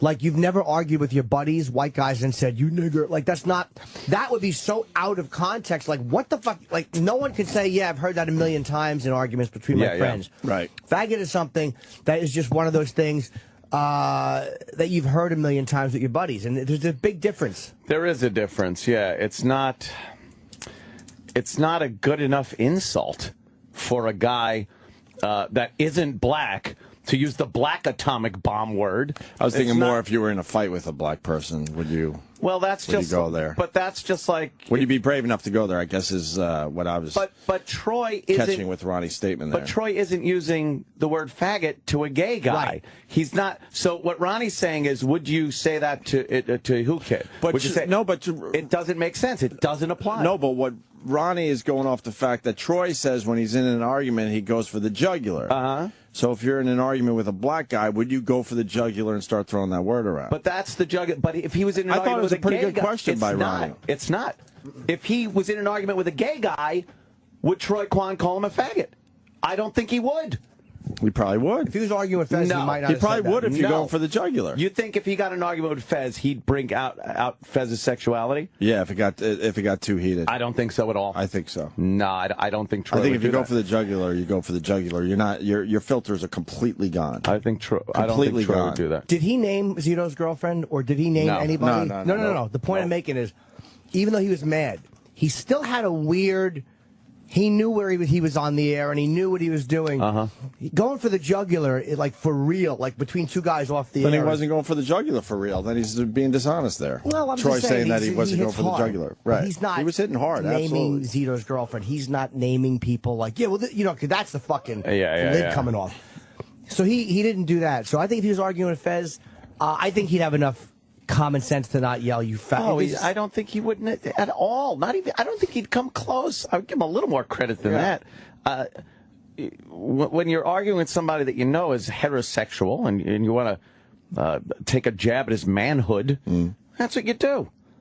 And if you know, and there have been instances where I've had discussions with friends of mine, white guys, and you do drop the N-bomb because. You know, you're like, oh, you they're not around. There's none around. But that's, you know, there are instances. Or because you land on a Home Alarm commercial. Right. I think, but Ronnie was, I don't know. Because Troy set it up by saying he was going for the jugular. That's where Ronnie's question's coming from. That's all. Yeah, I think, even though I understand why Ron said that. So now we got to define going for the jugular, I guess. Well, I think Ron just asked him a question that didn't apply because that's like saying if Troy said I went for the jugular, to me what Ron asked is the same as going, well, you go for the jugular. If Zito's girl walked in, would you kick her? But like what? It's just a different scenario. But if he's having the fight with who kid, just because he's black doesn't mean he's the N-word. So he could easily go, well, you're a N-word. Wouldn't that be similar? It wouldn't be the equivalent because what I'm saying is a lot of black people would admit there's, the famous Chris Rock bit. There's black people and there's niggers, yeah. He wouldn't, I don't think he would do that because he didn't say faggot to a gay guy. And again, the intent That's the most important part. Is hugely different. Right. It's weird, man. Exactly. Like naming Zito's girlfriend, naming this, it, to me would have been the equivalent of that. Like that would have been, like I said, the lid coming off. Fucking nothing held back. But he did have a filter. Just because you go for the jugular, you try to be hurtful. It doesn't mean that you're a reckless psychopath. Now, Ronnie asking why Troy Quan didn't call Zito a nigger. Like, why wouldn't you just throw that word out? Well, no, he was saying Shade 45. I know. He was basically saying, look, if you had a fight with a black person, would you go that far? Was he saying that? But, I thought so. That's where this is where I'm coming from. But my point is, and just because a black person in the studio doesn't mean he's the N-word. No, but it doesn't even. But if you apply went to this there, argument. it would piss off a black guy, right? Yeah, but that's a whole nother story. Like, but it's going for the jugular. Well, I think that's Ronnie's point. Well, he could say go for the jugular. And if you're arguing with a straight guy, that's the jugular. When you're in an argument with a straight guy, you say faggot, that drives a straight guy You crazy. fucking say your girlfriend's fucking other guys. That too, okay? Too, right. But if you're having a fight with a black guy saying the N-word, well, that's would drive him nuts. Well, yeah, but that's a different argument I don't know than how this. different that really is. It's different because that's the real deal. You're calling a black guy nigger, that's bad. You're calling a straight guy faggot. That's bad for straight guys. You get really fucking pissed off, even though you know it's not true. But it's because it's like you're getting disrespected by the person. It's totally different argument. It is. It's completely different. I think it's calling a gay guy a faggot. Under the same umbrella. To be honest with you, a gay guy a faggot is the same thing as right. That's it. Calling a gay guy a faggot is the same thing as calling one of the guys from Shade a nigger. That is the bad thing. Yeah. Now, calling a white guy a nigger is silly. Yeah, but Ronnie wasn't talking about calling a white guy. Right. He mentioned Shade 45. We all know what that means. But that's just it. That's why I'm saying Ronnie's point doesn't apply. That's why I'm saying Ronnie's point doesn't apply. Because now I'm, let's just hear it again. Girlfriend's a slut. You yourself are with other men. Right. I mean, when I get in a verbal fight, I go for the throat. But why didn't you drop the N-bomb like that? Do you think Who Kid or somebody else might have been offended if you said, you act like the N-word? Okay, now I see what he's doing. Hold on. He's saying the way Fez is pissed off at hearing the word faggot being used in that argument, right? Would Who Kid be as pissed off if Troy called Zito a nigger? Yeah. In this room. And found out about it, he'd be like, "Oh man, then why?" Obviously, of course, that doesn't apply. But that's not a. It doesn't apply if you say that word to a white guy. It's not an insult to a guy. That's where I'm in agreement with you. Right. Yeah, but I thought Ronnie was talking about if you had a fight with like Kid, would you go that far? Meaning, because you said you're going for the throat. So going for the throat, if you're in an argument with a black guy, would go down that road and say the N-word. It just didn't apply in that argument. You're trying to bash somebody. I see what you're saying. Yeah. Because that would be stupid to call Zito the N-word. Yeah, it doesn't make sense. It doesn't make sense. If you're calling him a faggot in order to chip away at his masculinity, then, then the insult applies. Do you think people at Shade 45 would be like, oh, that's just what happens when the guys argue with each other? Well, I mean, first of all, I wouldn't say the N-word with an R. I might say it with an I might say nigga, but I don't know if I would say that in a fight. But I would say that word, yeah. And I've said it in front of Kid. Because you're threatened by black men. You're not threatened by gay guys. I'm not threatened by anybody. I mean, I'm not going to go around. I'm not threatened by anybody here. But Troy, even the way you explained it, this is what guys do. Even that explanation is like gay people aren't guys. Can you pause? They're not even men. But listen, Fez, I know what you're saying by saying that, but you're being too literal. Yes. Troy's not saying gay guys aren't guys. Troy is talking about he's talking about straight guys in that context, or guys that are we think are straight. And you know that. He's not saying gay guys aren't guys, but he's saying when two dudes argue, they say faggot. You can't discount the insult to a straight guy to question his sexuality. It's primal. It's something that you can't just write off because it might offend another group. But you also can't make it this bigger deal than it is. Right. And I understand Fez would be very offended by that. And you almost got to go, sorry. That's the world we live in. That's the way it is. And I don't think it's changeable because it is so primal. Man's fucking masculinity is a very important thing to people. And to question that is an insult. But it doesn't take away from the gay guy. You're not bashing the gay guy. You're tearing down the masculinity of the straight guy. Meaning the straight guy, thought he was straight, and you're saying, no, you're a faggot. Yes. All right. Yeah. It's if Fez wants to be literal, like literally language speaking, when you call somebody a faggot, the primal thing is basically you're questioning his ability to reproduce. Exactly. Yeah. That's the same thing as calling somebody a pussy or weak or soft. You're saying that you're not capable of fucking carrying on the species. Like, that's the basic guts of the insult. It really is the same as saying, you pussy, you weakling. Right. And again, if you're not going to literally go over it, that's not what you mean when you're arguing. Did you ever argue with somebody and say, guy, you're not capable of carrying on the species? I mean, you're not being that fucking literal. You just, Yeah.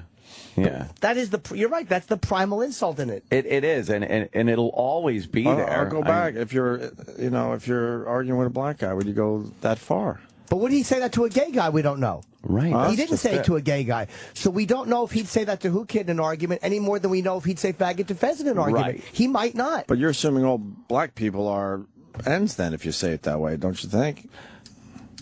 If you don't say it to a gay guy, what do you mean? But if you say black people don't think they're ends.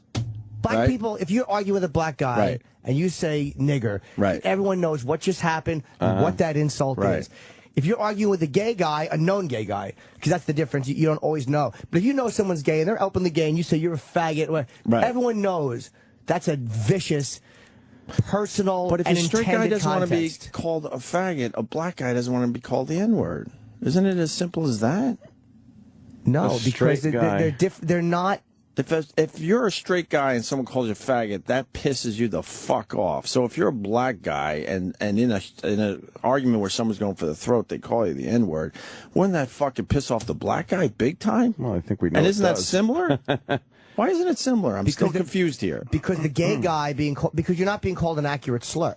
It's almost like if you're a straight guy, you're being called a faggot. That's just a dumb insult. Mm-hmm. But I think I would guess it's a lot worse if you're a known gay guy that everybody knows is gay, and then someone says you faggot. Right. Because no one beats black people hate nigger because it's been used to hold them down and target them, and in all honesty, they've been treated fucking horrendously for so many years. But Zito's not a gay guy, and he was pissed off by being called a faggot. So you're saying if a black guy isn't a nigger, right, then he'd be pissed to be called that. Right. It's really kind of a semantics thing there. Well, because straight guys have not been victimized by the word faggot. Like, to break it down, to call a gay guy a faggot is worse because gay people have been bashed and beaten up and fucking abused, and that word has been heavily tied into it the same way nigger has been heavily tied into blacks being treated so terribly. Here's a way that you can tie it together a little bit. If you were at the gay parade, let's say, and there was this and there's a very flamboyant gay guy, and he's got his dick out, and he's harassing you and your girl, and he's waving his dick at fucking just something that is very insulting. You turn around, pissed off, and go, "Hey, knock it off, you faggot." Well, gay guys would probably say the same thing. Yes, too, right? and then you get rid of her. Well, yeah, exactly.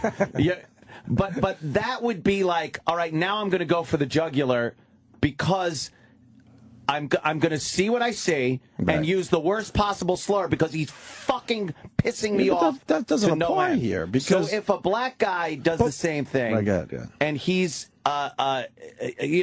doing something stereotypical that people don't like, you turn around and use that slur. That stuff is easy, but I'm talking about like when, Zito is not a gay guy. Right. And he's insulted by, being called that.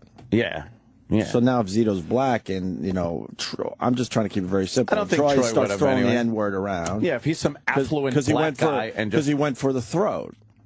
But there's a different... I think that's sort of what Ronnie's getting at. Are you brave enough to call a straight guy a faggot, but you're not brave enough to call a black guy, But Ron is wrong then if that's what he's saying. In that context, because calling Zito a faggot when he's not is the same as saying, "Hey Zito, your mother's a whore and fucks sailors when she doesn't." Like, because you're not taking something that's accurate or real to that person. The argument that Ronnie might have made is if, say he wore his hat sideways. Right. If he came in with or he liked hip-hop. Right. And then Troy said, "You dress like a nigger." Like, if he said that, right. To me, that's a more accurate thing because he's not black and he's being called that. And it's a real, meaning is a real thing because he's actually going off the way he dressed. Then maybe, but I don't think that's what Ronnie meant. Do. Even that explanation is like gay people aren't guys. They're not even men. No, that's not what I'm saying. That's the way it came off. I have no problem with you or your sexuality. I've told you that. And if you, Fez, I say hi to you all the time in the hallway. I try to be as polite as I can. Even when we got into a little argument on the air, I still was trying to be cool with you. I don't care what you do. I don't care what you do or be or who you are. I think that's great. But, when you're in an argument with somebody and the adrenaline's flowing, you say things to try to fucking hurt people's feelings. That's just the way it is. And it has nothing to do with you. And you should never feel threatened by me whatsoever because I have nothing but love and respect for you. Maybe I'm repeating myself, but it's like I said earlier, there's so much to go after Zito on. Why drag gay people into it? It makes no sense to me. But that's just, like I said, when you get into an argument it's not dragging with gay a guy. people. I don't. It's not dragging gay people into it. It's dragging his masculinity into it. I it's see questioning his sexuality, which to a guy is an insult. A straight guy is an insult. So, and it might seem weird to say that, look, he's not bashing gay people. He's bashing Zito, a heterosexual guy. Just because you're insulting one doesn't mean you're insulting the other. It's a strange thing, but that's how it kind of works. Have gays ever had the discussion that they would be insulted if they were called straight? Yeah, that's kind of funny.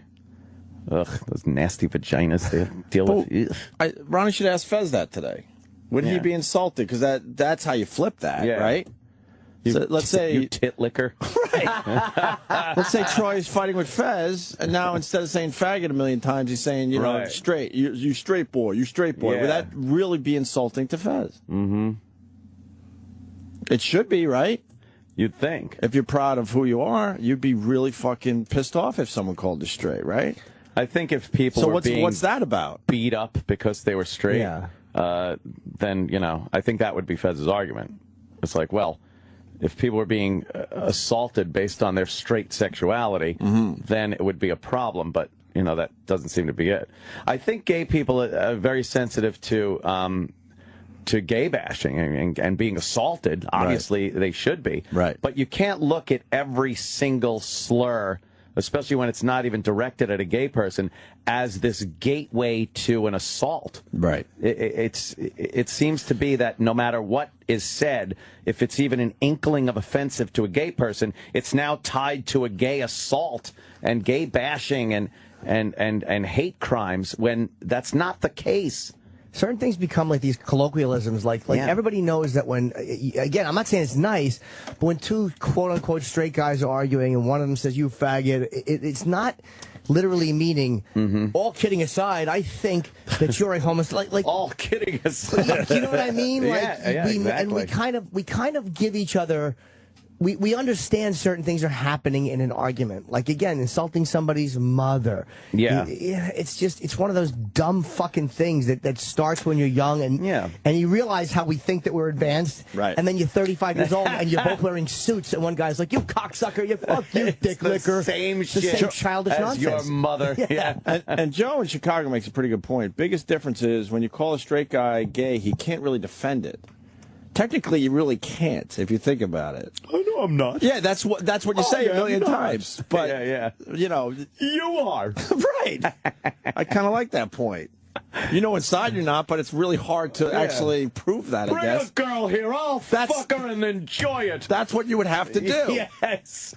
Bring a girl in, I'll prove I'm not. I'll get hard it. instantly, and, you know, I'll give her a good, you know, fucking bang. We'll see how much I love pussy. Right. That's why I think it gets frustrating. Pull your cock out. Ew! Ew! See? Right. See? I think that's why it's so, like, venomous to a straight guy, because you really officially can't prove it in front of the guy. Yep. And with a guy...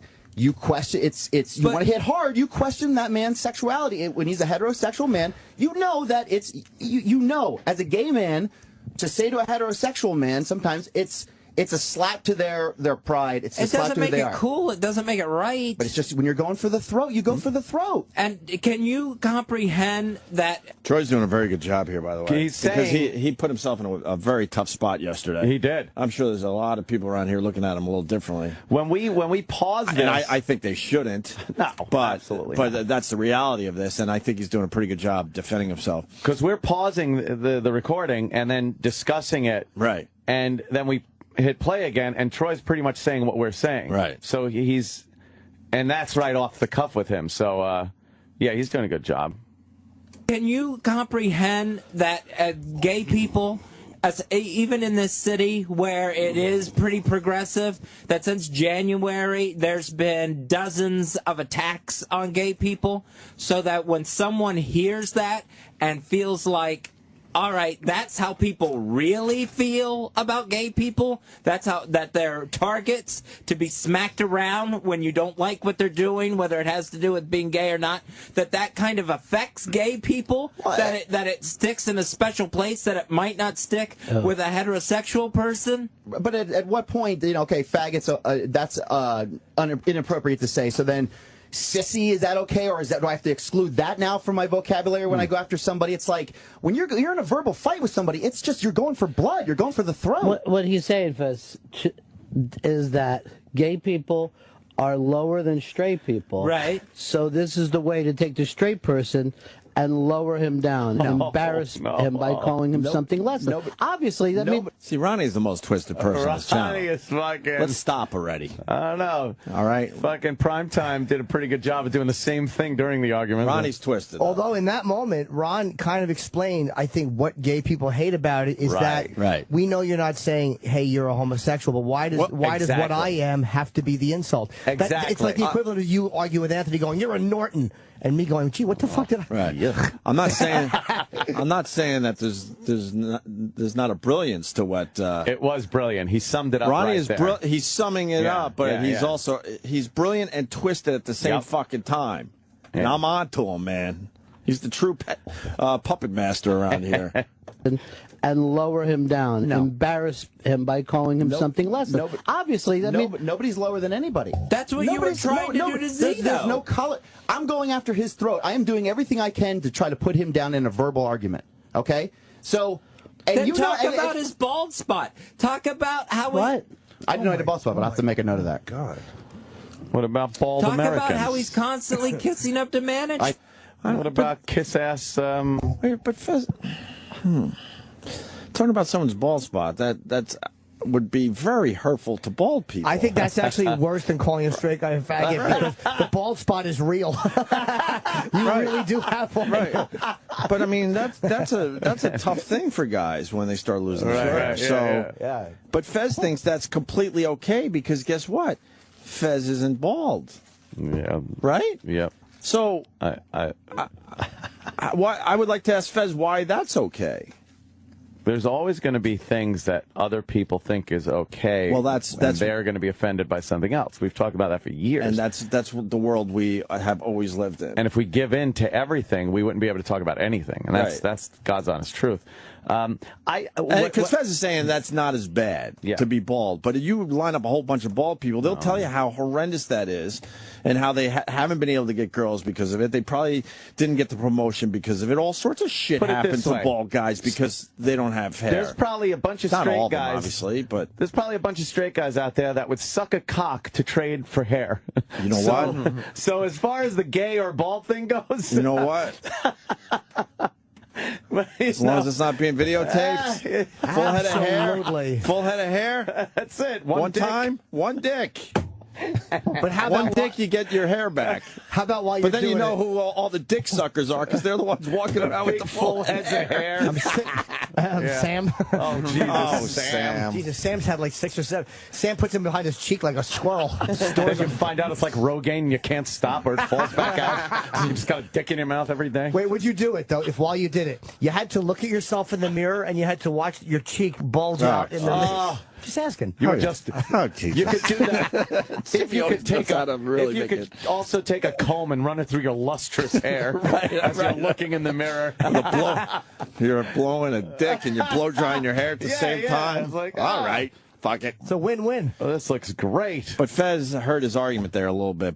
He just threw bald guys away. Like, look, that's okay. You know, that's okay. But again, that's not okay to a lot of bald guys. He could use the argument again that bald people aren't being sought out and targeted. I understand. They should be, though. Let's be honest. Oh, absolutely. Hey, Chrome Dome. Especially the ones that do the comb over that starts in the back of their neck. Oh, should they be beaten? Yes, they should.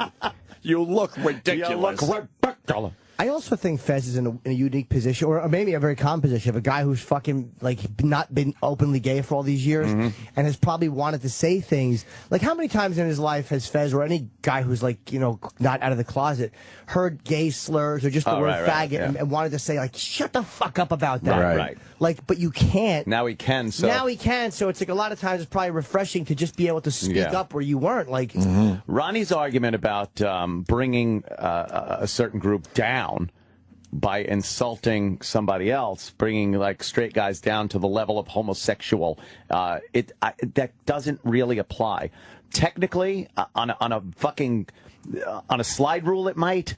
But I think in real world application, you're not thinking I'm going to lower him down to the level of the homosexual. You're just questioning one of the most important things to a straight guy, his sexuality. Okay, yeah, I was going to say to guys in general. Yeah, the manhood, whatever. The manhood to a straight guy. That is the hugest insult you could bestow on your standard straight gentleman. Right. It doesn't mean that you're demeaning gay guys. It's just that's how it works out for insults. No one's really thinking, let me demean the gays by putting that on you. Say this at a GLAD meeting. Let's see how it goes over. It wouldn't wash. I know. It's very... It wouldn't wash at all, right? People are very sensitive to words these days, and there are certain groups that want to make, retard is very bad these days. Right. Things like that. And it means nothing. The battle that's going on for words doesn't really help the cause. More importantly, do you think trivializes you think the radio wizard's searching out a penis right now? Oh boy, look at out. that full head of hair. Oh, well, I heard on the radio today. It must be true. It must be true. It was Opie and Anthony. What am I listening Just to? rubs it on his head.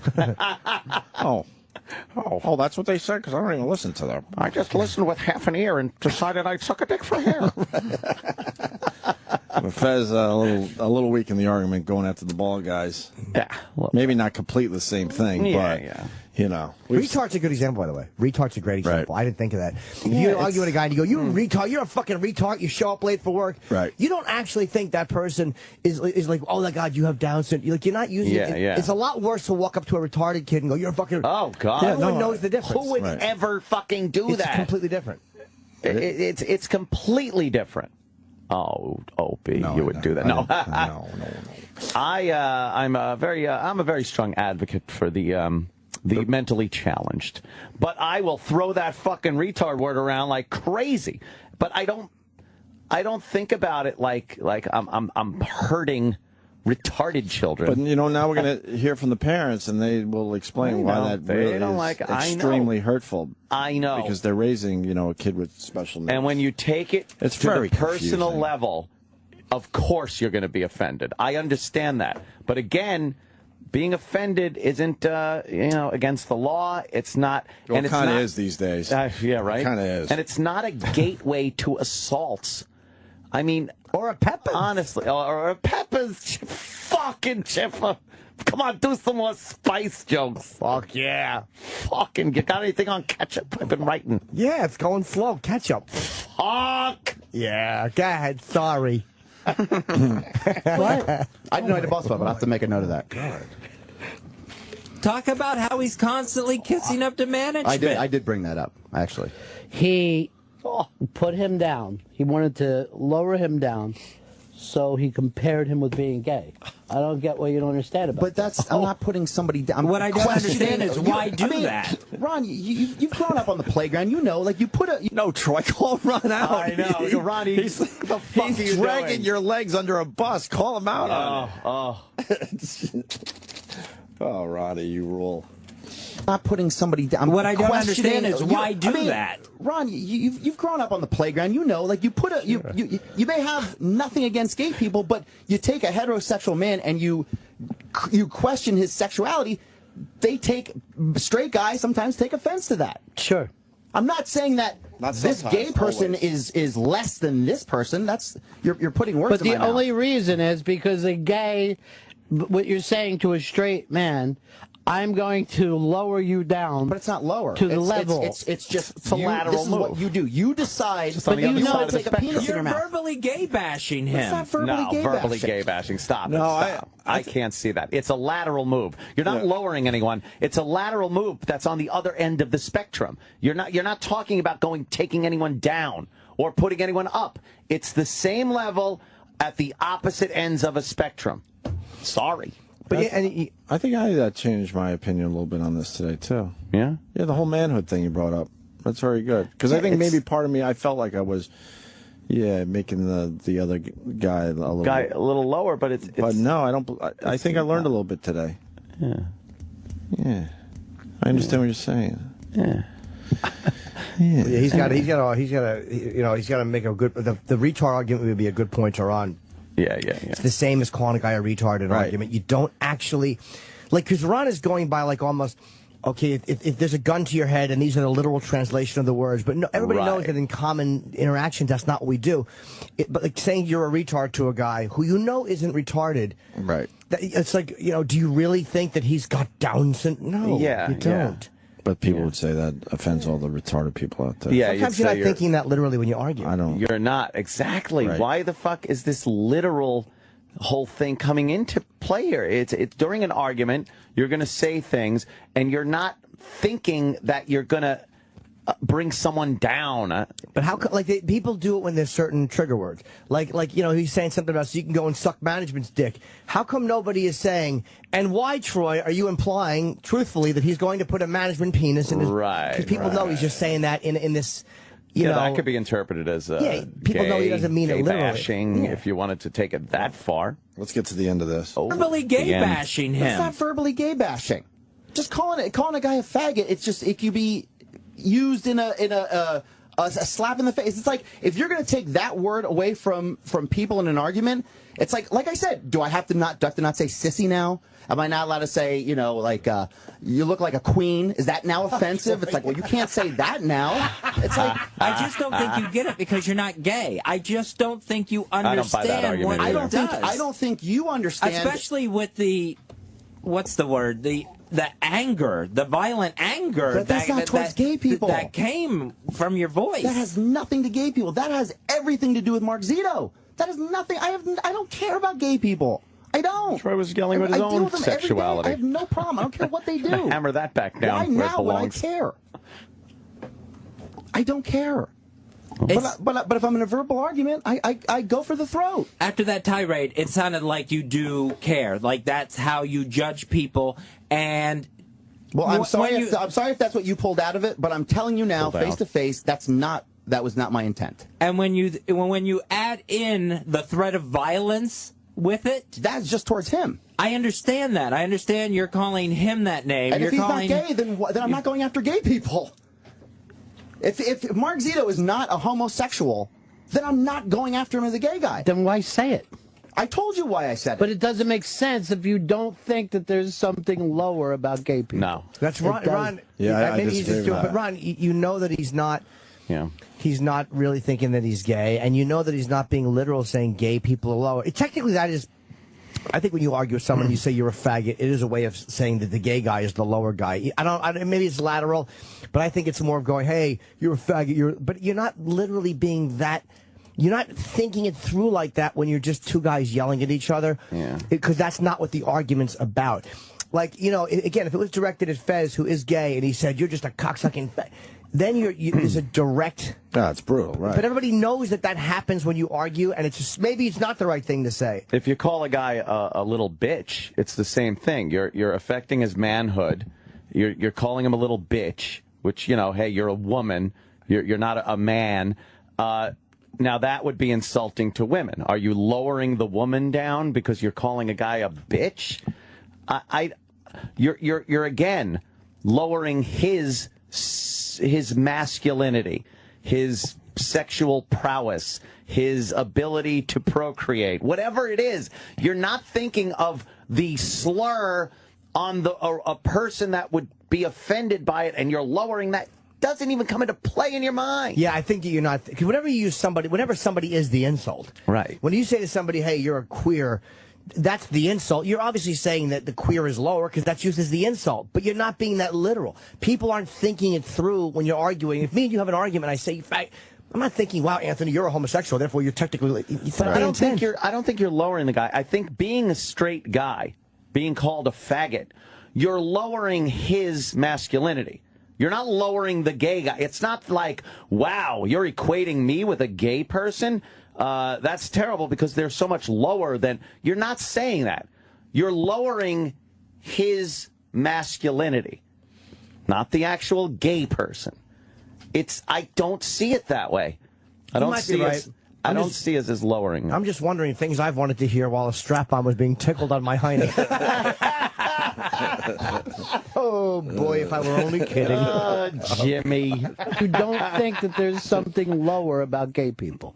It doesn't make sense. Why don't you understand that when you're in a verbal fight with somebody and you question their heterosexuality, it's like a slap in a heterosexual's face. But nobody goes, if that's your point in trying to do it, nobody goes, "Oh, well, you're a Russian." Or you're a high school student. Ooh. They don't do it with any other descriptive thing than being gay.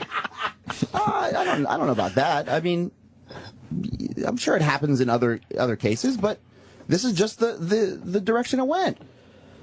Well, I think we're at that point where, you know, he came in and he explained himself. You don't necessarily agree. Right. He doesn't necessarily agree with you. But Troy's pointed out his problem is not with you, it's with Zito. Yeah, like I said, I have nothing but love and respect for you. So, and I try to show you that not even on the air, but off the air all the time. Do I not? You've always been nice to me in the hallway, but I mean, don't you get upset if I look at you with a different eye? I mean, if you do, you do. I can't help it. He don't give a shit. No. But I am not. I do never want you to feel threatened by me in any way, shape, or form. Okay, you know, and nothing of that was directed towards you. I don't care if you're gay or straight. I don't care what you are. I don't care. Unless you guys have an argument about something else. Yeah. Well, then I know I know that doesn't come up, and you don't, you know. But it's just like this. Or do I have to worry about getting beat up like Zito does? No, absolutely not. And I'm not going to beat him up. I just talk shit. You know, it's just shit talking on the air. Like, you know, at the end of the day, we had an argument here and there. It's fine. Who cares? Nobody cares. There we go. All right, Troy. Thanks. A lot happens at the end of the day. Ever notice that? Yeah. At the end of the day, it's like, wow. That's when all business takes place. Everything's got to fucking tighten up right there. That's right. Tie up all loose ends. The rest of the day is just a waste of time. But at the end of the day. At the end of the day, it's time to fucking get some things done. Another one of those fucking Very things busy. you hear a million times that I hate. And then, you know, at the end of the day, oh, boy, rush. Ugh. Yeah, rush.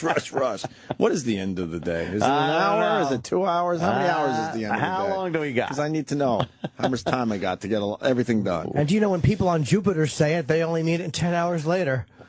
Well, that was astronomy joke. That was a very interesting hour, I gotta say. Yeah, absolutely. Very interesting. There are a lot of interesting points in there. I do like that we do have a good forum here to just like if you're bally that around and fucking discuss what would be the big language, speech. So you're having a fight with a gay guy. You would have to call him straight for the equivalent, right? Well, sort of, yeah. In a perfect world. Again, I know in a perfect world. Again, if straight people thought that when you insult gay people by calling them straight, that it opens the door for people that are straight to be assaulted because they're straight. Right. That's why adds the big thing. I know. That's why this was so interesting. I don't think it's as black and white. Yeah. I really don't. Not. I think there's a lot of shades in there. Absolutely. I really do. More of a gradient, isn't it? Yes. That's the way it is. Because, I mean, if... Because I think a gay guy would laugh at you if you're in an argument calling him straight. He'd be like, oh, that's just silly, right? It is silly. I don't know. And what is so insulting if a gay guy decided, you know, if you pictured a gay guy like railing some woman, it's like, wow, how insulting is that? It's I don't not. know, because... But now you get a heterosexual guy, and the conjured image is him sucking on another man's penis. Right. It's more of an insult that way. That's deeply insulting to a straight guy. Based on masculinity, not based on the fact that the gay guy is any lower on the fucking... I think we could agree that's deeply insulting to the straight guy, but for what reason is where it's a little shady, I think. I think it has to do with I like your manhood argument, because you take argument. pride in being a man, whatever that means to you. Right. But part of it, and I think to the majority of straight guys, is your sexual prowess and your ability to get a girl and satisfy a girl, and you know, that's part of it. Well, because that takes work too. So you know, you got your skills are in question and all that shit. Yeah. Interesting. I liked it. I liked it a lot. Yeah. We didn't really accomplish much, but I don't think we changed anyone's fucking I'll tell you opinions. this much. I think Troy handled himself pretty well. Fez did all right. And I got to tell you, I fucking love Fez. Absolutely. And Troy, I you know, if he gets any shit whatsoever that goes any further than just, hey, I will back him up 100% on this one. He shouldn't catch anything for just using language. Yeah. As long as we can back him up between 10 and 10:05, though. Well, I'm out of here at 10. I mean, come on, we all have lives to lead. I'll give him 5 minutes after 10 o'clock. If they want to talk to try me to in the save elevator. his job, right? We'll back him up as long as it's in the elevator, all the way down to our cars. Yeah. Because he didn't, when we had the gay off, Troy was the one who was pushing that and having fun with it. And, like, there wasn't any, like, his behavior was not at all. No. You know, or when, who was the guy, what was his name? Go Harder. Go Harder came in. Like, you know, Troy didn't feel weirded out. Like, No. That was the real guy. Right. And Troy did more gay shit than I would assume Fez has. You're probably right. I think you're right. I mean, Fez should not feel threatened. There's no hostility in the workplace because Troy was arguing with Zito and threw out some fucking slurs. If Fez says, hey, man, you said faggot, and I just didn't like it because I don't like that word, I think that's fair. Fez doesn't like it. There you go. And Right. that's what the basic truth of that is. Fezzy doesn't like that word, and he's annoyed that he heard it in an argument. He's like, hey, that's kind of shitty. But it's like, come on, man, you're not threatened by Troy. You've been around Troy many times. You could even say if you do, you're friendly with me and you respect me, I would appreciate if you just don't use that language or something. You could even get away with saying that, and that's fine. But then trying to make it that there's some kind of violence. Right. Rock Pup on Twitter. He writes, gay versus bald is an insult. I'm sure my father would have cried just the same if I told him I was losing my hair. See, there's also... Yeah. That's funny. And then we better move on because NYP Secure says enough already with this bit. I wish you could see the fucking phones and the Twitter feed. It's called a discussion. It's a pretty intense discussion. Enough with your sketch. Enough with that skit you did. That cute little skit. It's a skit, a sketch. Yeah, for people who don't, it's like, and this is the type of stuff that happens on jobs all the time. People are enough with this. Every one of you on your job, maybe not to this extent because it's not on the air, but there really is a difference on the air and off the air. Yeah. But everyone has to deal with this language shit at their jobs. You all have this fucking nonsense to deal with. Everyone has an opinion, too. It's all over the place, which I kind of like. This guy writes, Moonrock's Lives, I guess. Calling a guy a faggot in an argument is the same as saying he has a tiny dick. Emasculating. Yeah, it is an emasculating thing. It's emasculating to a straight guy. Yeah. Because you take pride in the fact that you're straight. And I got a big pecker. You're bringing down the small dick guys, though. And then if you pull your dick out to prove that it's not tiny, then people go, wow, you're gay. Why would you do that? So. Oh, boy. Yeah, vicious cycle, right? All right. We got a lot of guests coming on. Yeah. Mike Baker stopping by to say hi. We got Dana White. Very, very cool. We got him for what, about a half hour? He's got a very busy day of press in New York. Dana. Of course, the owner of UFC. Well, he's one of the three. Yeah. Yes. And Anna Gunn. I think people know that. I don't know why I just said that, but just in case they don't, I guess. And Anna Gunn. Cool. Yeah. Skyler. From what? From Breaking Bad. Yeah, I gotta start watching that show. It's fucking great. How many episodes am I behind? You're a few seasons. Just a few? Yeah. Knock that off in a weekend? 5. Fuck. Yeah. And podcast number 12 is up, the Opie and Anthony podcast. We went with the Montreal trip. It's a Montreal highlight podcast from our 2 days up there. And it's only an hour, right? Just about, yeah. A little over an hour, and it's the highlights of our big Montreal trip. So please go and get the Opie and Anthony podcast and turn it on to the people that can't afford SiriusXM anymore, because I'm hearing from those people a lot, unfortunately. Yeah. So at least tell those fucking people you could still get a little taste of what we do. A little taste. What's the nugget? This week's nugget is the Mars Livewire movie trailer, where he says, "I'm the truth sayer." Oh, nice. Wonderful. What's wrong, Jimmy? Just people are so fucking dumb. Oh, no. Will Rickard on Twitter, you dope. Just say you don't want to give up, to me and Anthony, just say you don't want to give up saying that word and leave it at that. That's clearly what this is about. What? First of all, stupid. Clearly? I'm lucky as a stand-up. I'm able to say a lot of things. That's not what this is about. No. That's not what this is about at all. Arguing these language things, which have become the fucking most important thing in our cultural existence. Right. And what the whole goddamn country is about is not what, what no one can really discuss in public. I feel very honored that we are able to sit here and actually have an open discussion about these things. People clam up. They get petrified about even talking about this stuff. Yeah, I think there's a lot of gray area in that whole discussion we had. I really do. But that's what the guy took out of it. Me and Anthony just want to say faggot. Say it. Really? After all the points we made and listened to and Ronnie's points, that's what you take out of it, you dumb cocksucker? Not literally.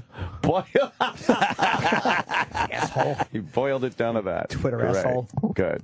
People aren't assholes on Twitter, though. No. You're mistaken, yeah. They're wonderful people. I'm not mistaken. I'm Mr. Taken. Go ahead. The Opie and Anthony Show.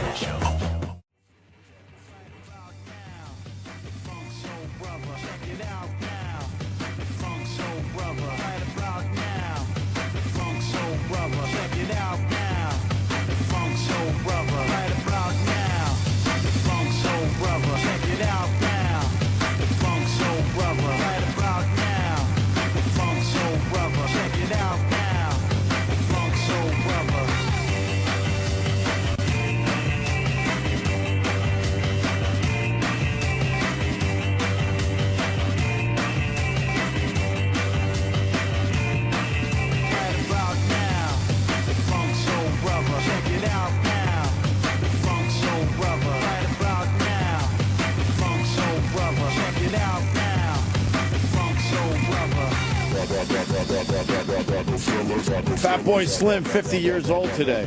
What? The big 5-0. He always looked older than that. We met him at the MTV Music Awards, the day Lady Di and Marion did all the interviews that Colin Quinn loves talking about. We interviewed him. Oh, yes, we did. He was in the studio, yeah. I hung out with him. Hung out with him at the bar. He always looked older than he was. Yeah. Nice. 50. Fuck. He looked 50 12 years ago. Rough. Tough life. I like the Fatboy Slim, though. Yeah. You not so much, right? Yeah, that's all right. Just what am I okay. gonna do? Am I going to blast this in my car? Why not? Yeah, why not? All right, when I could be playing some fucking Molly Hatchet. I can't do that. Mike Baker in studio. Mike. Yeah. How are you, man? buddy? How you doing? Fatboy Slim's very good. You like Fatboy? You like Fatboy? Yeah, I was in the UK living there and working when he was kind of at the height. Oh wow! His real name's Norman something, isn't it? No, it's Fatboy. Just Fatboy. Yeah, it is Named him Fatboy. Fatboy. Yeah, his parents had a sense of humor. I have his jeans. He gave us jeans, Fatboy Slim jeans. Yeah, his jeans. Oh, not his personal ones. Family member. His jeans. I have his DNA on my gums. That's a memento. Yeah, I wanted to have my pants. Oh, that's right. He was in studio once too. I forgot Yeah, so I'm about saying that. we interviewed him and he had. I forgot all about that time. Oh yeah, he brought jeans. That's right. We all got jeans. Mine didn't fit. Mine didn't either, but I might be able to wear them They now. were like a slim fit or something. Well, yeah, now I could probably wear them. You were Fatboy, now Skinny you're Slim. jeans. Yeah, I could fucking Look at moonwalk you. in them. Skinny jeans by Fatboy Slim. What? Mike, what are you doing, man? Just coming by what's to going say on? hi. Yeah, well, Hi to thank you, us. by the way. Yeah, that's always a great. We have no much choice. Appreciated. You're a very powerful I know. man. I know. I'm coming in today. Okay, good. Yeah, Good. Thank you. You make your own rules. Yeah. No, you know what? Just the usual business, running around, and been busy. Actually, the only bit of new news is I've been filming a new series for the Travel Channel. Oh, yeah. But they don't have the coordinated promo thing for it yet, so I'm not supposed to talk much about it. But it's going to be a great show. It's going to air in the fall, and it'll be a lot of fun. Is it a cooking show? It is a cooking show. Yeah. Mike Baker cooks. Exactly. Yes. Mike Baker, candlestick maker. Yeah, it's a baking show. That would be interesting. Yeah, Jim Wright is the first guest on the first episode. We make cupcakes, and it's really very touching. Oh, Bites into it. There's a bug in there, like a little electronic listening device. In By the way, you bring the number down to 4. Exactly 4 people we now know that do not have television shows. No kidding. Everyone we know has TV shows. I know. They lowered the bar so much they finally got to me. No, that's good, man. I'm saying that everyone we know is doing really great. Yeah, it's humiliating. quite amazing. Well, when they give the green light to talk about it and say what it's actually about and when it's going to air and everything, and then if you Can we say the name at you're least? okay, I'll come on in. It's going to be called America Declassified. I don't know if I just gave away a secret or not. Well, you know what? They're probably going to kick me out. They're going to cut everything out of the show. That's it. That's it. We're sorry. Get some other guy. Yeah, that's stupid to get the name of the show out there. Yeah, of course that helps. What are they going to do? But it's a great format. It's going to be a lot of fun traveling around the country. You know, talking to some terrific people. But haven't you already traveled around the country? Yeah. But in this capacity, where do you go? Yeah, all over. I mean, literally all over. Libya? Yeah. No. It's in the U.S. So this first season is going to be in the U.S. They're already talking about a second season. Wow. So that will probably be overseas, maybe. Mike, did you pitch the show, or did they come to you? No, they oddly enough they called and said we'd be interested. That's going to drive Jimmy nuts. No, not at all. I was wondering if he pitched it's it. It's going to drive me nuts a little bit, though. That they're just calling him today. You want to do TV? Because Jimmy obviously deserves to be on TV at this point, but I think he's a all little do. Well, frustrated. they asked me if I thought that Jim would be interested, and I said I don't think so. But I've got some free time. And I don't even have his number, and I don't know how you'd get a hold of him. And blocked him. No, that actually bothers me less. If Mike said I put it together and then pitched it, I would want to know, like, what exactly did you, like, you know, Right. if someone Yeah, calls, yeah. Mike's a handsome dude on TV, and he's very bright guy. And No, he's a bright guy. Yeah, you're good on TV. Yeah, no, but it was literally just saying. I think they were looking for someone with a somewhat of a background like mine. I don't know what that means. Sure. I'm getting lost in the weeds because I guess I'm not supposed to talk about it. But trust me, in the fall, this thing's going to hit like a Are you doing TV today? preemptive strike. A little bit of Fox, yeah. Oh, okay. Because enough with the tie. Yeah. What? I got Enough wear of the the tie. tie. I know. I got to wear the tie. Well, I Gotta wear the tie. No, it's okay if he's going on TV. Yeah. Plus, I got some business to do. I got to meet some. I got to meet some clients. Do you have some meet Friday people. casual clothes that you put on every once in a while? Those Friday casuals. Friday Fraud Investigations Day, and occasionally. Nothing worse than casual day at the office. I know. No, and the manager's dressed down. I moved to Idaho. I don't know if you knew that. Yeah, I did. Yeah, I You moved said to that last Idaho. time. Yeah, and so I rarely wear. I actually had to dig around in my closet and find my ties and suits to come back out to New York. Well, you really wanted to be where TV was. Yeah. Yeah, that's the Mecca out there. Why? Is Idaho slow? Yeah. Is it slow? No, it's great. It's actually You love it, huh? It's really really good. You have Great family out quality. there? You Like, just more for your my money? wife's from there. My wife's got family out there, and you know we always go out there to go. You know, we raft and climb and Oh, man, ski and that's do all great. that crap and you know I got 3 little boys. And so before they hit school, I thought now's the time to do it. Yeah. So they're loving it out there. You Got know, a chunk of land. Get up there, get a little bit of land, but Boise, the town that we're in, is a great town, fantastic town. You know, it's a very, I mean, it's an interesting place. You think about Idaho, and you think about it going to be very sort of compound-like, That's right? what we think. It's yeah. not like that. But Boise's a university town. It's probably the only liberal part of Idaho, but it makes it interesting, right? You know, so Yeah. it's great. Yeah. So anyway, it's really good fun. The people are fantastic. Can't say enough about them. I bet your Fishing's money. great. I bet your money goes a long way there too. Your money right? well, that was the thing. You know, I came. You know what I did? I came home off the train one day because my main office for diligence for all your information and security needs is right here in New York, and so I came off the Metro North, and I lived out in New Canaan, and the train, you know what it's like. The train smelled like piss, and it was hot and humid, and I was kind of watching all these people on the train. Yeah. And I was looking at it, some of them who were very good friends, and I was thinking, you know, you get on this 5:30 train heading into Midtown, you know, your kids aren't even awake. You come home at night, and I knew a couple of guys that retired from banking that did that for 30 years. Oof. And so anyway, I'm sitting there one day on the train. I'm thinking about this. I walk into my house. I'm making a drink, and I'm looking at my wife, and I said, you know, I don't think I need to do this from New York. I mean, I got a great staff. They keep the trains running on time. Everything's good. I said, all I do is travel. And so within a week, she had the house on the market. Literally inside a week. She wanted house out was on the market. She wanted out too. Yeah, So the whole thing, soup to nuts, took no time at all. It was really man. good. And you're happy you did it. Yeah. Good for you. I mean, my boys' kindergarten class this past year, twice a week, they put them on a bus, take them up to the local ski resort, and they go skiing during the day. Man. And you know, I can throw a couple of them in the car. We get in the truck, we drive a mile, and we're fly fishing. Yeah. And, you know, and then I jump on a plane. I can be in New York or Los Angeles or wherever. So, Yeah, you realize, you know, especially in the electronic age, you could do a lot from a distance. from anywhere. You don't have to be in one particular location. I mean, you do. I mean, it's, you know, I don't get me wrong. I feel, you know, I don't take it for granted. I feel very fortunate. But I've worked my ass off to build up a company. Right? I mean, I completely busted my ass for the past 10 years or so since I got out of the outfit. But why don't companies fully accept that yet? You know, where most of their employees absolutely could do their jobs from home. You know, it's like people want to see them at the desk. I know, but why at this point? You know, it's because it gives management comfort. If they walk in and they see everybody sitting at their desk, even if they're doing fuck all, they're just so it makes them feel good about it. Right. And you know that they're at a certain time. And you know, I remember when I started at the agency, not to bang on, I'm sorry, but when I started at the agency, before we got deployed on training, first time they had to find a place for you. So I came in, I sat down on a desk and dealing with a particular issue overseas. And I remember that the boss said, well, everybody comes in, you know, here at 7:30 or whatever it was. You know, I want everybody here at 7:30. So I came in at 7:30, and everybody was sitting around eating donuts and drinking coffee until about 9 o'clock, and then everybody got down to business. So the next day I come in at 9 o'clock, and he says, what are you doing? I said, well, I can eat donuts at home. I don't need to be here to do that. I'm sure he wanted to hear that from you. And that started my career very well. Yeah. All right, punk. Yeah. But you're absolutely right. They just want to have a little power over you and see your face. Yeah. They want to check up on you, see what you're doing. Well, that's what happened to us. We had an amazing, space to do our radio show, but they needed to see us every day, I guess. So they moved us over here and put us in a smaller spot. That's it. Yeah. No, it gives people a certain level of comfort, and it's just complete bullshit. Yeah. You know, as long as the clients or whatever it is that you're doing, whatever service or whatever you're doing is providing, as long as the clients, the people that are paying you money to do that are happy, that's the only thing that matters. That should, yeah. What do you think about the Bradley Manning verdict? Well, I think he's going to spend a long time in military hard labor. I think that they overstepped with that whole. It was a complete mess. People still they had that sad campaign. I am Bradley Manning.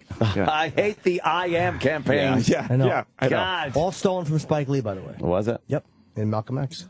At the end, I am Malcolm X. I am Malcolm X. I am Malcolm X. Yeah. I didn't know that. Yep. That's what it was effective for Malcolm X. It didn't work so well for Bradley Manning. It's not the same thing. I am Bradley Manning. That wasn't good. But no, you know what? That whole idea that he was acquitted, because that was what a lot of people led with. He was acquitted for aiding the enemy, as if that was the was the big charge. Right, that was the big charge. It was never that was never going to be proven. That's a tough thing to prove. But everything else, he was found guilty on, and rightly so. This guy did a tremendous amount of damage. He released a lot of sources and methods, got people really screwed up. I mean, when you start telling our enemies overseas the names of our sources and people cooperating with the U.S. government, it doesn't end well for those people. What was his motivation? Was it money, or was it... You know, for these people, and including Edward Snowden, the guy who's sitting in Moscow, for these people, usually they're just dysfunctional. They didn't get enough hugs. I don't want to oversimplify it, but it's literally, there's a sense of, I'm smarter than you are. You're not paying enough attention to me. You're not giving me enough credit. If you would listen to me, then everything would be fine. That's how we feel as a radio show. If you just had some secrets to leak, then you could make your point. But no, it's typically that's the way it is, whether you're talking about Snowden, Manning, Hansen, Nicholson, any of the guys who have committed major treason or any sort of act of this sort, whether you want to call it treason or not. I know there's a lot of people that think, Snowden's a hero. Yeah. Do you not believe their motivation, whether it's Julian Assange or any? Do you think? Do you believe that the motivation that they say motivated them at all? No, I've been involved in a number of counterintelligence operations, looking at people that have been screwing us over, and. No, it's just, everybody wants to have a grand explanation for what they do. Right. And they always want to make it seem like it's bigger. And people that are supporting them want to think it's on a bigger stage, some big vision of protecting the Constitution. It's almost always crap.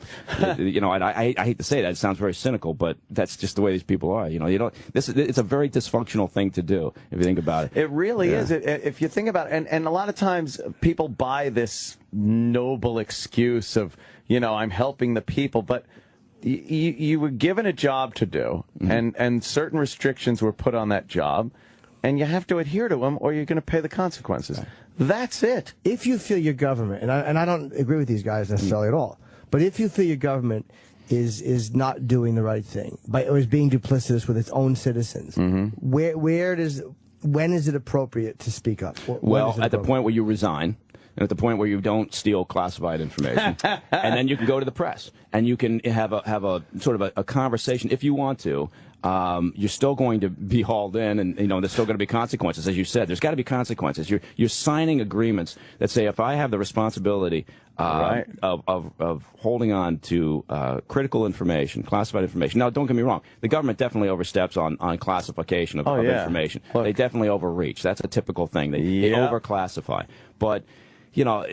So if you sign those papers and then you decide, screw it, doesn't matter, I disagree with this. Well, where does that end? Because you get a lot of people in government who, again, will say, well, no, this isn't the way we should run this operation. We should run it this way. So is it all right for that person to go out there and say, no? Because ultimately, you can always fall back. If that excuse is okay, then everything's all right. And we keep lowering that bar. But if it's never applicable, like if you sign those papers and there's always going to be a jail penalty, then what you've said to people is, once you're in this job, no matter what your government does, you cannot step out. You have no recourse. And call them. You have no recourse. Yeah, but I mean, you could take it all of that way, I suppose. Right. And I don't disagree with the sense that, look, if you find out that the government is targeting you guys, I'm not saying that they are, but what do you know? What do you know?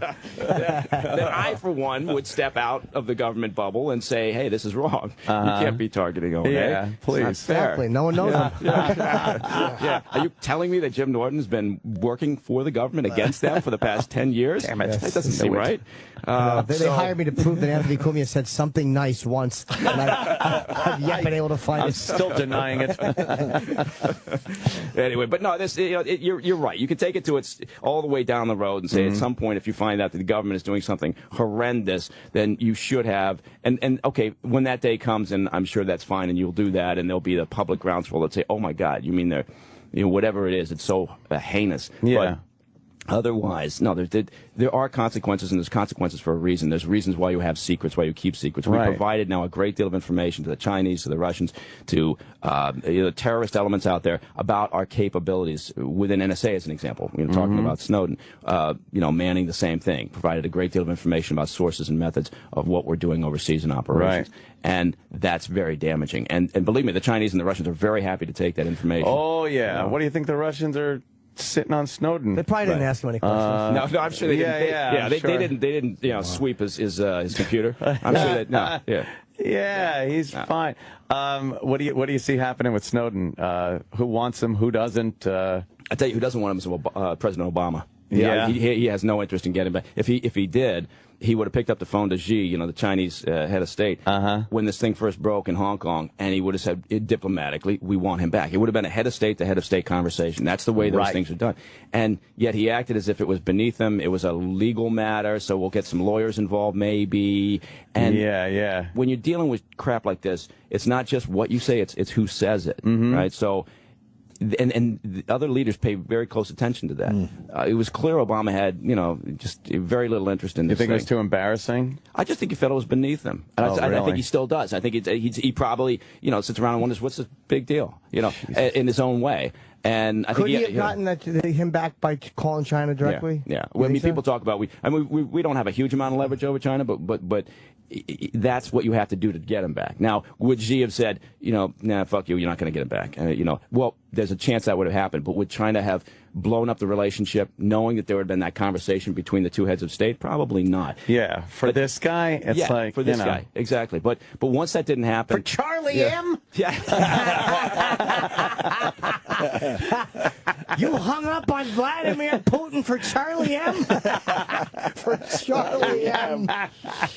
Nice. So that's interesting. I wouldn't have thought of that. The head of state call does mean a lot. It means a lot. It means, and that's how you deliver these messages. But we did, and so once that didn't happen, and once Xi had his fun with us, and you have to remember the Chinese state was having a great time with us anyway, because we've been beating them over the head about cybersecurity and the fact that the Chinese for decades now have been stealing everything that they can get their hands on. Yeah. I mean, they literally just hoover up everything. So the Chinese thought this was hilarious. I was about to say hilarious. That's right. It's going to get Troy off the hook. They thought this was hilarious. And so once he goes to Russia, there's no way in hell that Putin's going to want to be seen as less manly than Xi in China. Right. So he's definitely not going to play ball. And again, the only way that would have worked is if Obama had called Putin and said, we want him back. Right. But that would have to be a public thing, wouldn't it? Wouldn't Putin have made it public that Obama called personally? Obama should have made it public. Obama should have said, they should have come out and said, today, about 30 minutes ago, I placed a call to the head of state, and I said that we want this gentleman back. And with Putin, we have little leverage over Russia. When oil's at a certain price, the Russians just don't care. When it drops below a certain price, that's when they start listening to us again. But if we had gone to Russia and said, look, you either give him back, or we're going to have to just kind of rethink parts of our relationship, including this whole missile defense system in Europe that drives Putin crazy. And Obama gave that away. He dropped the whole concept after we got our political allies, I'm getting in the weeds on it, to expend their capital with their populations to sell the idea. And then Obama says, nah, we don't need this missile defense thing. So if you went to Putin and said, you know what? We're going to actually take a look at that whole missile defense thing again. Give us him back. Putin would have done it. I mean, Would Putin have thought? Oh, sorry. Okay. No, go ahead. Would Putin have thought that Obama would invest in such or have gone for such an amazingly grand thing over one guy? Like, would Putin have believed him or called his bluff and said, you're not going to go for this missile defense over this one idiot? No, that's a really good point, because certainly by now the track record with the president is, they would probably have called his bluff. They probably would have thought at this point, no, I don't think he's going to the mat on this one, because there's been mixed messages and confused messages from the White House on foreign policy for a few years. I'm sounding real cynical. I don't mean to be dumping on the White House. Yes, I do. What are you going to do, right? Yeah. But I mean, it's the thing's a mess, and Snowden's sitting there, and he'll probably, I think, 40 minutes later after you ask that question, I think he's probably gonna end up moving on to Bolivia or somewhere in South Ecuador. America, Central America. Yeah. It just seems like if the president really does get involved and puts these ultimatums on these other leaders, that it puts such an importance on this guy that you got to start thinking, well, why is this guy so important? Why does the president himself want to call in favors to get him back? What does he know? How much did get out? Like it's almost embarrassing for the White House to put so much energy to get him back. Right. Because why is it that important? And why can't he leave the airport? Like, what is that Is he in the thing Moscow about? airport? He's been there for months. Yeah. It's unbelievable. He's in the transit zone. He's got to be bored shitless. Well, you got duty-free liquor, right? Oh, there you go. But an hour in an airport's like 10 hours. So can you imagine being there for months? Why can't he? It's a all lifetime. all you can do is watch CNN, International. Yeah, International. Shitty restaurants. Why can't maybe he a leave the Starbucks. airport? Maybe. Why can't he? I don't get that whole thing. Well, because he doesn't have a passport. They revoked his passport. Who did, the US? The U.S. did. And so go there's outside. Internet. Go outside. Go outside. Have a smoke. Walk around. Suddenly a van will pull up. Right. Throw him in there. And he's gone. Huh? Shit. Yeah. No. And people will say, well, how come we just don't grab him? Well, Right. we can't grab him. He's on Russian soil. Even though they say the Russians are very funny. They're saying, hey, we can't. What are we supposed to do? He's in the transit zone. We can't do anything about this. What's the transit zone? What's that mean? It's like when you say I'm on my way to Indonesia, and I'm via Frankfurt. So I never actually leave the transit zone. It's considered sort of an international safe area, if you will. Oh, you're between you're between flights. You don't go outside of the security. Right. And so I'm still in the international transit area. Right. Well, when you do a transfer on an airline, you go to the airport. You don't have to go through security again because you're there and there. So he's got to stay in that. He's got to stay in that little area. Yeah. He's still in transit technically, I guess. Right. He's still waiting for his flight to take off. That's hilarious. Where's he sleeping? You know what? I'm sure because Wikipedia has been providing legal support to him. Not Wikipedia. WikiLeaks has been providing support to him, resources and legal support. Did they give him a little room there? I think they gave him a cot and a hooker or whatever. I don't know. Cot in the Russian. The Russians want him Moscow there. airport. He's already in prison. Why do we need to put him in prison? That sounds awful. That's actually a good point. I think it's probably better to be in prison. Leave him there. Yeah. Airports suck. They're the worst. They do suck.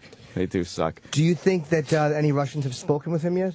Oh, sure. Yeah, no, the idea that, because this guy was a classic case of failing upwards, right? The reason why he was able to get, people say, how did this happen? How did he get access? Yeah. Well, a couple of reasons. One is we went, after 9/11, we went from, in the intelligence community, what was referred to as a need-to-know basis. Everything's compartmentalized. If you don't have a need to know about a particular operation, then you don't know about it. And that's how you keep secrets. Right. So, but then after 9/11, there was, that big outcry. Oh, my God, how could you guys not have been keeping us safe better? Talk to the FBI. Right, all you people are talking.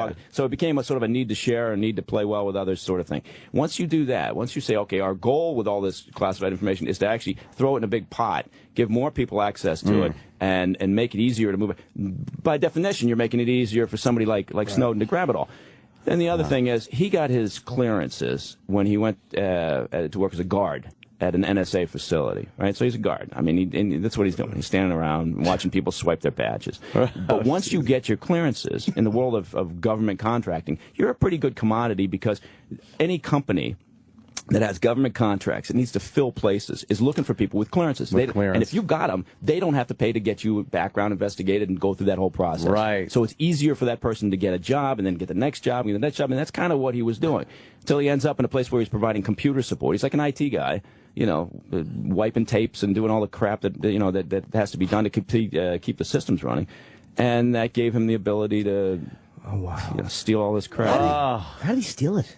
What, did he just put a drive in and take it, and how do they know he's I think he just made notes. I don't I mean, but is it that easy to do, to just put in a fucking little fucking whatever drive and take it? You'd like to think it'd be more than that, but it was shoved it up his asshole. It was whatever it was. It was illegal, and it was against. I'm sure it was against the fucking policy of Can you imagine he's on a flight and he's got like 28 USB shoved up his ass, and he's got to take a dump, and he's or one big G drive, 2 terabyte G drive.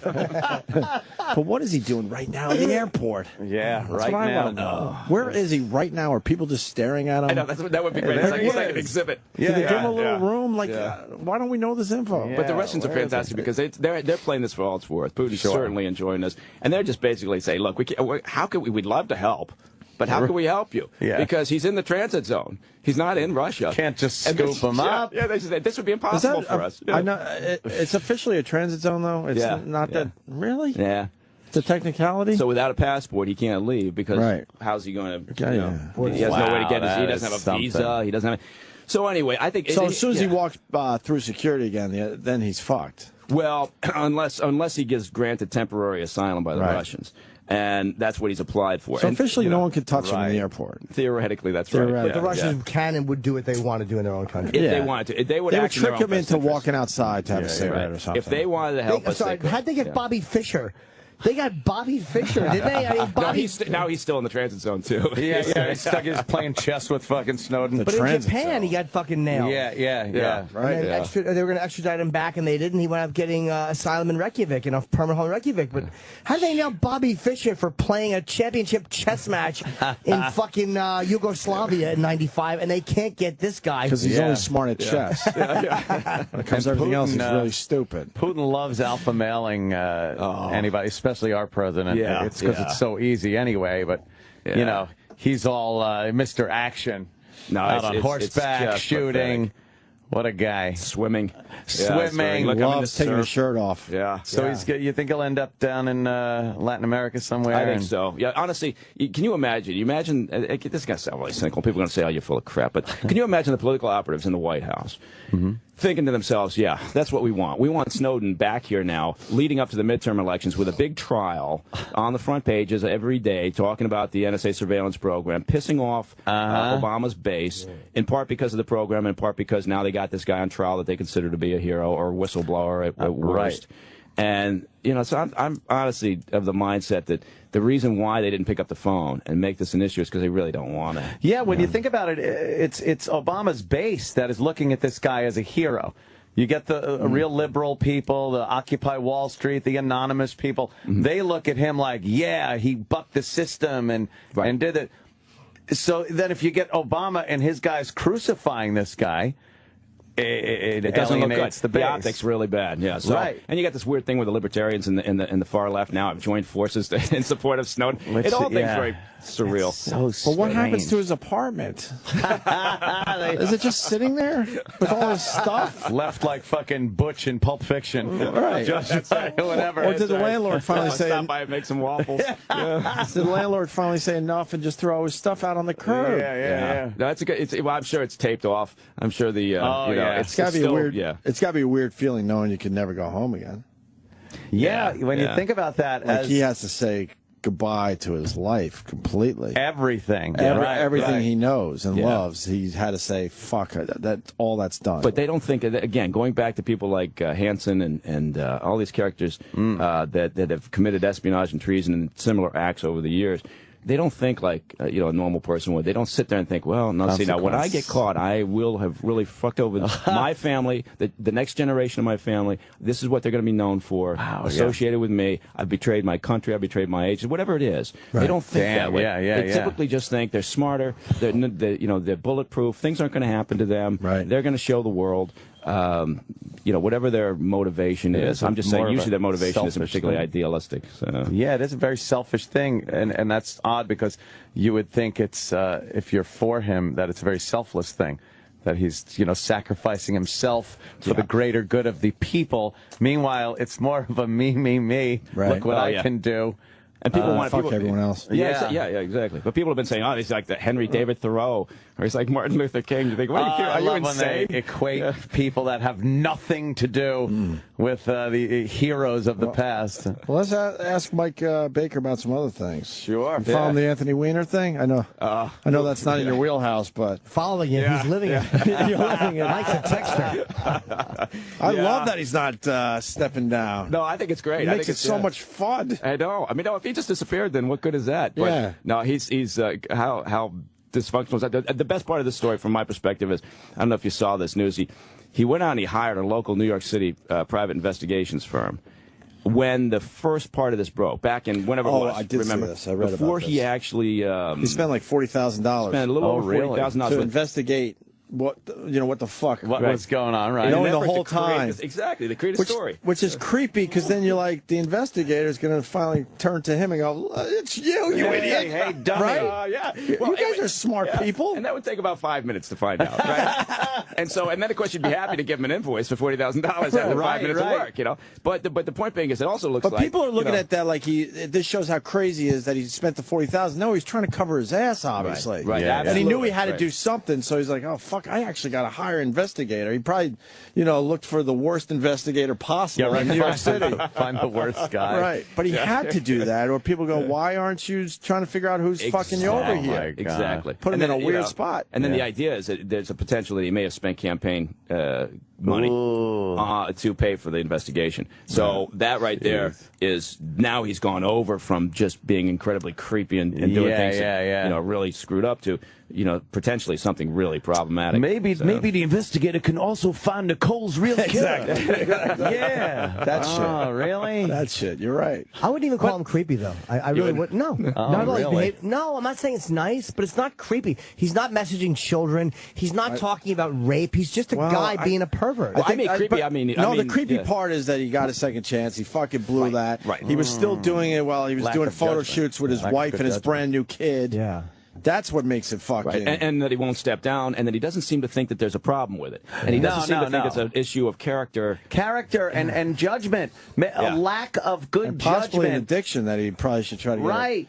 The mayor, you want a mayor of your city that shows that he can assess a situation, find the good and the bad, move toward the good, move on. Yeah, not a guy that has such poor judgment that he did this in his personal life. You can't have that. But do we, even though I know you guys are technically right, it's weird that we put this little thing on politicians when almost all of them are hunks of garbage. If not in a sexual way, then in who they associate. That's why I didn't care about Obama and Jeremiah Wright, because all of them, Jeremiah Wright said some lousy stuff, but is Pat Robertson any better, saying that the U.S. was targeted for 9/11 because we support homosexuality? They all have shit friends, and they're all shit on some level. So, okay, Spitzer did it.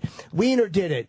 Sanford did it. We're going to go down the line. Clinton did it. Right. How many of them have been pigs before we finally go, hey, this comes with that job? But we were willing to accept the fact he was a pig, though. We gave him the second chance, and he was doing okay. He was leading the polls. Right. No, it's honestly, I think you're absolutely right in terms of we've lowered our expectations as to what to expect from public servants. Right. And in all honesty, I was sitting around the other day saying, why doesn't Weiner just go away? Why doesn't go leave? Go get a job somewhere. We don't want him to leave. No, please stay. It's making our radio show. If we did a due diligence background on Weiner or Spitzer or whomever, and we uncovered that they were doing whatever behavior it was, hookers or the sexting, the guy wouldn't get hired by a company. He wouldn't get hired by a firm. Right. He wouldn't have that chance.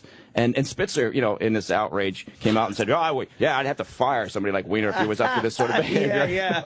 But you're right. It's both sides of the aisle, and it's the fact that we don't seem to be concerned about consequences anymore. We seem to have separated the idea that character actually matters for something. But look, all we have here is the ability to look at someone's record and how they present themselves and take it at face value on trust. When they just blatantly fuck up like this and expose themselves to us, all we can really do is go, well, you screwed up. Look, I know they do too, but at least he's hiding it better than you. I mean, if you want to be completely cynical about it. That's where I'm with Jimmy. And that's the line we have. It's the only one we have, so that's the one we adhere to. They're all pieces of shit. Right. I agree. But this was in the open. Big time in the open. Remember Wide how open. big scandals used to be? Yeah. Now it's kind of like we laugh at them. Weiner, we're like, we do. look at this guy. And then they used to go away. If there was a scandal, the person would say, oh, geez, and then he would kind of slink away, and you wouldn't This hear one from was him. going away. Gary Hart, where did he go? This one was going away. Yeah, no, you're right. He had the chance. He had to kind of get his shit together. He did blow with bad judgment. He knew. Yes. That's a very diplomatic way to put it. He knew he was going to try to come back and then go for the mayor of New York City. And like you said, he was leading in the polls, which was... He was leading. He was at 26%, I believe, and now he's at 16. There's still 60% of the people supporting him. Spitzer? Spitzer leading as comptroller? Oh, my God, is he? That was the best part when he came out yesterday. Like, oh, my God, this guy's way creepier than me. He's got to drop out. Harumph. It's literally the fucking phoniness of people acting like we don't get why he did it. Like, there's plenty of married men that don't cheat and don't dirty text, but to act like we don't get it, like, oh, can you believe he sent a photo of his penis? Right, yeah. Of course I can. What do they say? It's always the cover-up. It's not the fact that he was sexting. It's the fact that he spent so much time lying about it. It's like Ryan Braun. He gets a 65-game suspension. Not so much because he was doping. Who isn't in the league apparently at this point? Yeah, but he spent all that time lying about it. That is true. You tell the truth and people understand, Paula Dean. Oh, gosh. Yeah, well, there are certain things the truth. Yeah, we do understand why we understand why people lie about Mike Baker for real, because that's not good enough. People still want to fucking hang you. There's still rock, paper, scissors with the truth. Sometimes, ooh. Jimmy's right. Well, I think there are, Paul Dean's a good point. I think there are a couple of subjects out there that you can't fuck with, and you can't, so there's no coming back from some things. Right. Yeah. But Weiner shouldn't be surprised. He really had a second chance, which we do give people. The sex you thing let a we little give people time go second chances by, on, for you the will most part. get a second chance in general, and he knew that was coming, his second chance, and that's why, he fucking simply blew it. Yeah. He didn't get his shit together in time. Sex though, people are willing to forgive that after some time. Yeah, which is odd, but some kind of criminal behavior. Certain communities will forgive criminal behavior. That's been proven. Well, redemption's not a bad. Redemption's a good thing, right? Sure. But it comes a little cheap nowadays in the States. We seem to have compressed the time that it takes. Yeah. As long as you get out there, you apologize with your spouse standing next to you. Yes. You do a couple of things, and you're good. Cool. Yeah. Sticking around. So you know what? I gotta get going. For real? Yeah. I wish I could stick around because that's always my favorite morning when I can just hang out here. There were a couple other things I want to ask you about. It really is we fun. got Dana White coming. Okay. Yeah, I'll definitely make space for him. All right. You guys will have me back to when I get the green light to promote the new show. Absolutely. Oh, please. Yeah. Come on. I'd love to do it. I'd love to do it. Thanks so much. Yeah, congratulations on the show, Mike. Thank you, man. Thanks so much. We're all big fans. The show's going to be on the Travel Channel. It's called American Declassified, but we'll have more details. Typical of Mike Baker, no real information. Of course. Very vague. You should live in Montreal, Canada. All right, Mike. Always a pleasure. Thanks, Enjoy Idaho. We'll have Dana White next. The Opie and Anthony Show.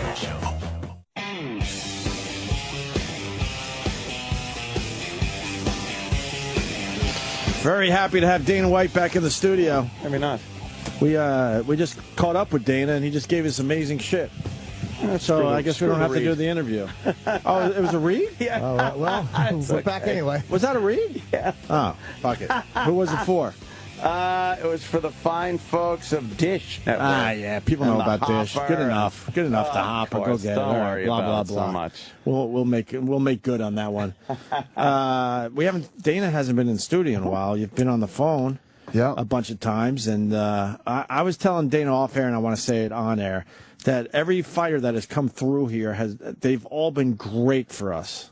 Just great. So you're doing something right, because I'll say it, baseball players in general, they're assholes. We've never had a good time with baseball players, but every single UFC guy comes in here, gives it their all, gives us great radio every single time. Well, you know what? It's funny because when we got into this sport, we fell in love with the sport, and then as we started to meet the athletes, I mean, that was really what sealed the deal for us. They really are good people. They're all gentlemen. They are. And they're great. They're great people to be around. They really are. Right. The funny thing is there's so many misconceptions about the guys. in the old days, but when you meet them, you would never expect these guys. Not at all. They're great. Yeah. I mean, we're aware that they can rip our heads off, but right. Besides that, they're unbelievable. The last time I saw you was I went to the Silva fight, and I saw you there, and what a fucking... I've never been so shocked in my life at what happened. Crazy, wasn't it was. You think you can't be surprised by anything, and I literally stood there with my fucking mouth open. But we were talking about that before the show, too, because someone was in here and said a lot of the fighters said that he had a shot against Silva. Well, Chael had said that to me. Right. Oh, you were the one who said it. Okay, right. But you said that Chael said a bunch of the other fighters were also saying, don't assume that Silva's got this. Chael said that to me. We saw each other in the restroom, and after complimenting each other like men will do, I said, I was like, "What do you think?" And he goes, "I'm picking Weidman." And he goes, "And a lot of the fighters are picking Weidman." Right. And I had asked Dana about that. I said like, "Hey, Chael said that a lot of the fighters are picking Weidman. Now, do you think they're picking him, or is that like?" And what I was saying was, do you think that these are guys who have lost to him or don't like him, just kind of want to see? I was wondering if it was more wishful thinking than anything. You thought I had heard about some internet conspiracy thing, which I had not heard. But I was surprised that all these fighters were picking him. And I'm like, do they just hate Silva and want to see him lose, or they really believed it? Yeah, no, people were saying, because as the lead up for that fight and all these fighters were picking him, he came back into my locker room that night and he's like, come on. He's like, I mean, all these guys are saying that he thought, I thought you were saying that, like, we were telling fighters to say, Anderson Silva would win the fight. Right. But no, I mean, we don't tell anybody to say that. They pick what they pick, and a lot of, I was saying, when he and I were talking off air, that a lot of the, like George St. Pierre absolutely knew that Weidman's going to win the fight. He wouldn't even schedule a fight. Like, no, I'm not going to do a super fight with Anderson because he's not going to win. Wow. Yeah, literally what he said. So he wouldn't even talk about booking a fight. That's how much he believed in Weidman. Wow. Yeah. See, I was like, because I heard it from Chael, who I like, but I'm like, Chael has a thing for Silva. I'm like, I wonder if that's just guys wanting to see him fall because they're sick and tired. Like, you know what I mean? If I see a comic who's I know is good I'm like, if he bombs, I'm so fucking happy. Like, I wonder if that's the same. But man, they knew something because Faber had picked. I think Weidman. A lot of guys picked. And you don't think Silva's done, right? No. Yeah, he's got a few more. Yeah, the rematch is going to be interesting. Yes. Obviously, I think if Weidman wins the rematch, maybe Anderson would retire, but who knows? You got to do a Don King and make sure Weidman loses the second fight, so you get the third fight. Yeah. Oh God, don't even start that. That's what everybody. That'll be the next thing. Yeah. It's a no lose for the UFC in the weird way that, like, if Weidman wins, everyone's gonna be watching. He's legendary, and if Anderson wins, then it's like, okay, A, you got a third fight, and B, it's like, oh, okay, he was. You truly don't need the third fight. It would be, if it happens, it happens. But everyone's going to be watching the rematch. It's already set up all nice. Yeah, and you talk about a third fight depending on how the fight goes. You know what I mean? It's like Anderson Silva's 38 years old. A lot of people don't realize that. But if he went out there and looked like, he just showed up and was old all of a sudden, it'd be one thing. But he didn't look old. It's the way that he lost. Yeah. He was out there goofing around. Like, wasn't that crazy in the arena that night? Like, at first, when he got knocked out, the whole place was in shock. Like you said, everybody was sitting there and then the place just went crazy. Well, I started, I love Anderson Silva, and as I'm watching it, and he's doing that, it looked like fucking, when Weidman had him on the ground in the beginning, it looked like he was, I guess, I'm going to guess a heel hook or whatever he was going for, and I'm like, Silva might be in trouble early. And I'm like, what the fuck are you doing? I'm like, don't listen to him. I was yelling to Weidman, don't listen. He's in your fucking head. I was getting annoyed at Silva for taunting him. I'm like, man, you better take this guy seriously. Silva's always been great at that. I love that about him. Roy Jones Jr. jumped up after the first round and started screaming at me, this fight's over. He's in his head. It's over. Right. Oh, man. Yeah, and then that second round came out. People were going crazy during that fight. Like, all the people that were on the side of the cage there were going nuts. Yeah, I couldn't believe. I rooted for Weidman in that moment because I got so annoyed at Silva for doing that. I'm like, what are you doing, man? This guy's a real fucking problem. Yeah, I think everybody did. I mean, even Brazilians that were booing him on the way in were cheering him on the way out. Wow, no kidding. Do you think that's humiliating for Silva to lose that way? Like, yeah, not just to get beaten by a guy, but to be clowning around like that. Of course it is, yeah, right? That's humiliating to lose, period, that way. I mean, when you've never lost and you're the best in the world and you get knocked out, yeah, it's always, that always sucks. It's never fun. No shit. That's a tough sleep. So why did he say no rematch at first and then like a week later or whatever he signs on? I've dealt with this a lot with guys, especially, Anderson Silva forgot what it's like to lose. So right when it's over, you're like, yeah, whatever. And then, it sinks in and reality sets in over the next few days. And I met with him, He fought Saturday. I met with him again on Thursday, and he was very ready to fight again. Oh, really? Oh, yeah. You don't want to go out that way. No way. No way. You got to go and give it another shot. I was asking Dana off air about A-Rod. And he started telling me a pretty great story. And I said, stop. I want to hear the rest of it on air. I just asked you about A-Rod and, what's going on with him. And then you said that he's like, what? I didn't want to put words in your mouth. I said A-Rod's my man. He always will be, man. Yeah. And I'm a Red Sox fan. It's not a Yankees thing, but, I was diagnosed with Meniere's disease, which is basically nerve damage to your inner ear. How do you get that? Did you just born with it? No, you get it from being punched. You get it from being punched. You get it from a lot of cops and military guys get it from shooting and the loud noise from shooting. A lot of rock stars get it, and guys that are in bands get it. It's basically you do damage to that nerve, and what it does is the nerve starts telling the brain that you're moving when you're not. And when you get these attacks, you literally, I'm telling you, you go down like you got shot by a fucking sniper, man. It's crazy. You go feel down. Nauseous or how you puke. You puke. If you don't close your eyes and get in a dark room, you will puke your brains out. Oh, is it like being like a dizzy feeling? Yeah, no, it's vertical. You start spinning. The room starts spinning. Oh my God, radio guys! Like your this. worst. I betcha. I'm turning down my headphones. The worst. It's the worst thing you could ever imagine. A lot of people commit suicide to get it. Jesus. Yeah, it's real bad. So there's no cure for it. There's no cure. They try to do things. There's a surgery where they can put a stent in there, and I did that surgery. We saw the video. Yeah. That video was horrific. There's a surgery where they go. It's basically brain surgery, is what it is. They drill through your skull, get inside there, and they insert this tube.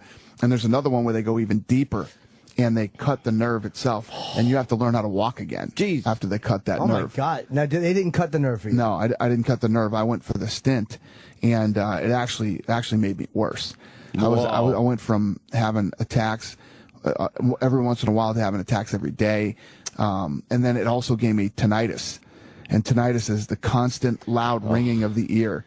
Your ear just rings really loud all the time. I have that. That's terrible. I've gotten that. I've gotten the woozy thing too.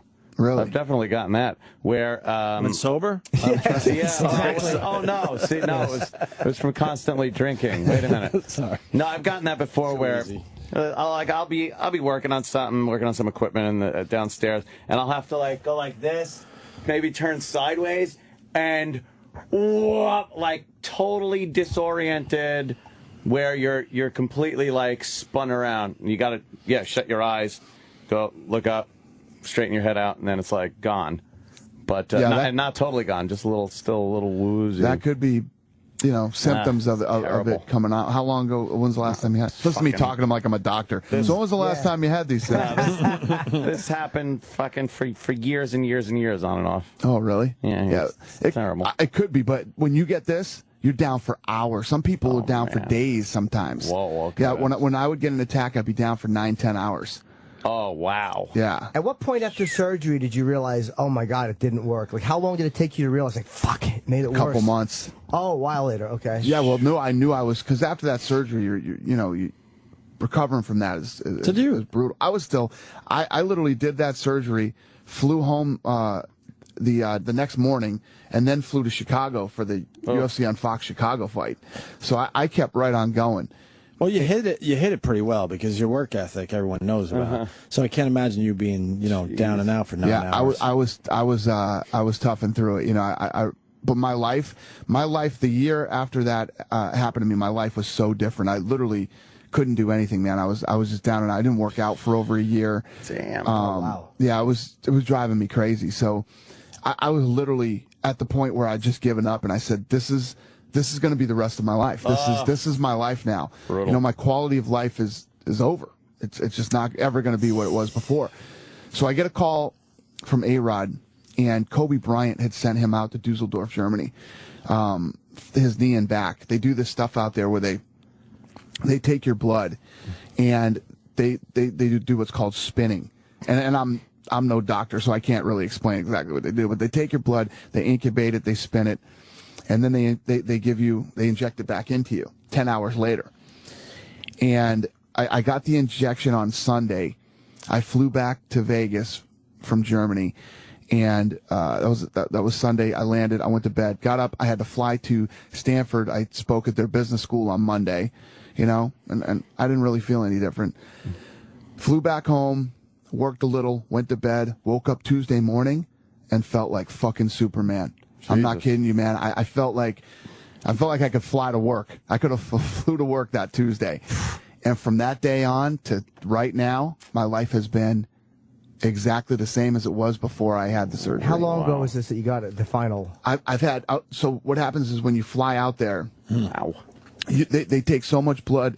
It's funny because they're sitting there and they're like, do you have a problem, giving blood or whatever? I said, no, it doesn't bother me at all. So I'm sitting there, the girl sticks the needle in me. I'm like, God damn, that hurt. This chick doesn't know what she's doing. I look down, they got a Slurpee straw in my friggin' arm. The needle is so big, and the blood just flies out of your arm. And they literally fill up 3 Fiji bottles, that size, full of blood. And it literally takes, 30 seconds to fill this whole thing up. They bandage your arm up. I had a huge bruise. This whole inside of my arm became, yellow, black, and blue, and purple, and and then you go hang out in your hotel, kick around Dusseldorf, Germany for 10 hours, and you go back and they give you the shot. And wait, now they incubate some of your blood, obviously not all of it, but they just take that much of your blood and they incubate it and they do something to it. All of it, because they end up making, with the blood they take, they end up making 2 shots. It concentrates down to a certain to 2 little shots, to 2 shots, super shots. Man. Yeah. And what's in those shots? Just your blood? Yeah, your blood and. I can't remember what it's called. I'll get you the book. Yeah, I'll get you the book so you can check it out. But because now Jimmy wants his done. Well, here's the thing. The thing is, here's their philosophy out there, is that as we get older, everything that we have, including some of these diseases that are out there, like Parkinson's and other things, are due to inflammation. Inflammation is what starts to break us down, from arthritis to joint pain to even, they said, what was giving me the attacks with the nerve was inflammation. Inflammation starts to get the nerve irritated. Jeez. And it's just, I'm telling you guys, it's amazing. So the crazy part about this is you have to be referred to these guys. You can't just go out there. You have to be referred. So A-Rod refers me. I fly out there, and my life's been different ever since. It's unbelievable, right? So you didn't have to go back, right? It was that one trip? I flew back. I went back twice. I flew back 3 months later and got the second shot. So I did 2 shots. I did the first one, flew back 3 months later, and got the second one. Oh, when they incubate it down to 2 shots, and they hold one for 3 months? Exactly. Oh, they don't give you both. Yeah. Okay. And the blood that they do is good for 6 months. Mm-hmm. So you got 6 months to get back there to get the second shot. I felt so good. I said, fuck it, I'm going out there. I was going to fly back the next week and do it. So I went out there and got it done. And the funny part of this story is, when you look at who they've helped, George Clooney apparently couldn't lift his shoulders up over his head. Clooney's been out there. Pope John Paul couldn't kneel anymore, so Pope John Paul did it. And it started to, he had Parkinson's disease, and I guess they get tremors or whatever their attacks are. He was having no attacks before he passed away eventually. And then, golfers, Kevin Durant from OKC, every soccer player out in Europe, and the list goes on of all these people that they all do. Believe. Wow. So you think about healthcare here in the United States, right? And all they want to do here is cut you and put you on pills. They don't really fix anything. They just sort of mask all the problems. These guys are out there actually curing people in Germany. The level of medicine there and the level of medicine here is night and day. Why don't they bring it to the States? It's illegal here. I have no idea. I know. Why? If it's working for people. Here's the craziest part. Let me get to this part, right? So Clooney, all these actors and actresses and athletes and all these people, the one thing I never asked is, how much does this cost? Right? Sure. I didn't give a shit. I just wanted to get out there, and if this thing was going to work for me, I'm in, right? So I get out there, and the other thing, the attention, you get there, the first day you get there, they do this full MRI of your body, your brain, your spine, everything. And the doctor literally sits with you and goes organ by organ and tells you, what's going on with you, and looks at all your stuff. And then I went in and saw an ear, nose, and throat specialist. Then I saw the doctor who does the actual blood work. And I mean, I must have saw 4 doctors, and they spent hours with me over a 2-day period. Oh, man. Right? Yeah, so you're thinking, holy shit. So finally he goes through the whole last thing, and they're about to take my blood, and he says, "Any other questions?" And I'm like, "Yeah, How much does this cost? What's this going to cost? And he goes, we'll take care of that at the end. I go, I'm kind of curious and would like to know right now. So he says, hold on. He goes in the other room, comes back, 7,500 euros. That's it? That's 10 grand. Yeah. 7,500 euros. Wow. That's not. So this isn't something that right. You're right, that it's only for the super wealthy can go there and get them. Anybody could do it. If especially anybody who has Meniere's disease, only people who have Meniere's disease know what it's like to go through it. And anybody would come up with 10 grand. If you had to take a loan out to go get your life back, you would do it. And then, they're helping people with Parkinson's. The first guy I called when I landed in the States was Freddie Roach.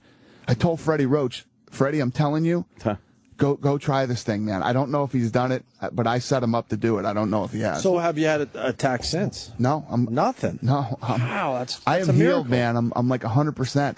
My life and that whole time that I was going through it, you can't eat salt. You're not allowed to drink alcohol. There's a lot of things that will aggravate it. I've been eating salt and drinking plenty of alcohol, and I'm good. One last question: do you have to go back to keep it up, or you're good? Yeah. Well, what they said is, obviously, ride this thing. First of all, when I went there, they didn't know if it would help me or not. There wasn't like, oh yeah, this is definitely going to help you. Right. Yeah, they didn't know if it would or not, and they said, but I'll tell you what, we'll give this thing a shot. We'll see how it goes. And they said people that they had done who had Meniere's disease had less than one attack a month after doing this thing. So they don't give you any guarantees. They don't say, oh, this is the magic pill. Yeah. Spend your 7,500 euros and this is going to work. Good for you, we have no idea. We'll see. Good for you. But after your second treatment, do they say, like you said, the first one, they say, okay, you got to come back in 3 months. But after that second one, is there a time frame where they say, now we see how it goes? Now we play it by ear. Just ride it out. If anything starts to happen to you again, call us. We'll get you back in and we'll do it again. And how much time since your second one? It's been a while now. I don't know how long. Oh, no. It's been 7 or 8 months. So if worst case scenario, if you got to go once or twice a year, you've gotten your life for once or twice a year. No doubt about it. Pretty fucking amazing. It's amazing. And it's annoying that they won't do it here. There's probably some garbage FDA excuse because, like you said, they want to keep you on pills. And if this is wiping stuff out. Not only that, and you can blame the FDA, but you also got to blame all the fucking litigious United States that we have. So the FDA passes this through, it goes through, somebody sues, and now, it's all about that. So they need every little stamp of approval from the FDA so they don't. So go to Germany, enjoy yourself. Exactly. Yeah, seriously. It's true. It's true, man. Plan a little trip. This place is open 7 days a week. They said weekends it's just packed with Americans. Really? Well, everyone is calling. They're like, give us the website, the place. That's amazing. Everyone wants to book a trip. I do. Well, you got to be referred for this one. Yeah, you have to be referred to them. Yeah. And that's the only place in the world they do it? That's the only place I know of, and that's where everybody's going. And there's places here in the United States because people have said, oh, they do the same thing in the United States. No, they don't. Trust me. It's not the same. You think, all these actors and athletes are flying to Dusseldorf, Germany because they're doing the same thing here in the United States? Go to Beverly Hills somewhere. and not even close. Happening. But that's what they're doing. So what's happening now is this place in Germany is opening all these places. They have a place in Beverly Hills. So you go to the place in Beverly Hills, they do all the testing there. They test you, they do all the MRIs, and then they fly you to Dusseldorf to do the shots. So you don't have to do all that stuff there. Did Kobe and A-Rod get this done? For their injuries? Yeah, tons of guys have. And did it make A-Rod hit the ball better? Well, no, it's not about hitting the ball better. It's about his knee and his back were messed up. Right. Yeah, and that's what these guys specialize in. That's what they really do. They're joint and bones and things like that is what they do. In general. Yeah. But as they continue to do more studies, they're finding out that inflammation is the cause to a lot of our problems as we get older. So how do we knock down our inflammation? You fly to Dusseldorf. But there's nothing else we could do with supplements or anything else we could do now? I don't think so. It's part of the human structure as we start to get older. Yep. Right. That's what happens to us. We start to. Wow. I'm emotionally inflamed. Yeah, Rogan's going. Rogan's got back problems, and Rogan's going out there. I got him set up. It works on apes. He's trying to have the hair on. He wants to have his arms raised. Keep human length. A fucking savage. I watch him walk around with his chain wallet, and I'm like, am I competing genetically with him? This guy, I know. Horrifying. Fucking Joe is the best, man. We love Joe, man. Totally. He's a fucking great. I'm seeing him doing his podcast. You see his show now? His show just aired with the Bigfoot last Wednesday on Thursday, right? Is it Thursday night? I want to on Sci-Fi. 1.3 million viewers. His first episode. Yeah, a lot of UFC people. So his second episode airs this week. Yeah, he's a blast. And he's a really good talker. Like I listen to his podcast or when he calls it. And phoners are hard to do, and Joe is just a good talker about whatever you want to discuss. He's really great on the phone. And absolutely. When I say good talker, I don't mean good bullshitter. I mean he's just a great conversationalist. Yeah. Right? As opposed to me, who just stopped the show by making really an unimportant observation. You'll have fun with his podcast. I love his podcast. He's going to try to get you high, though.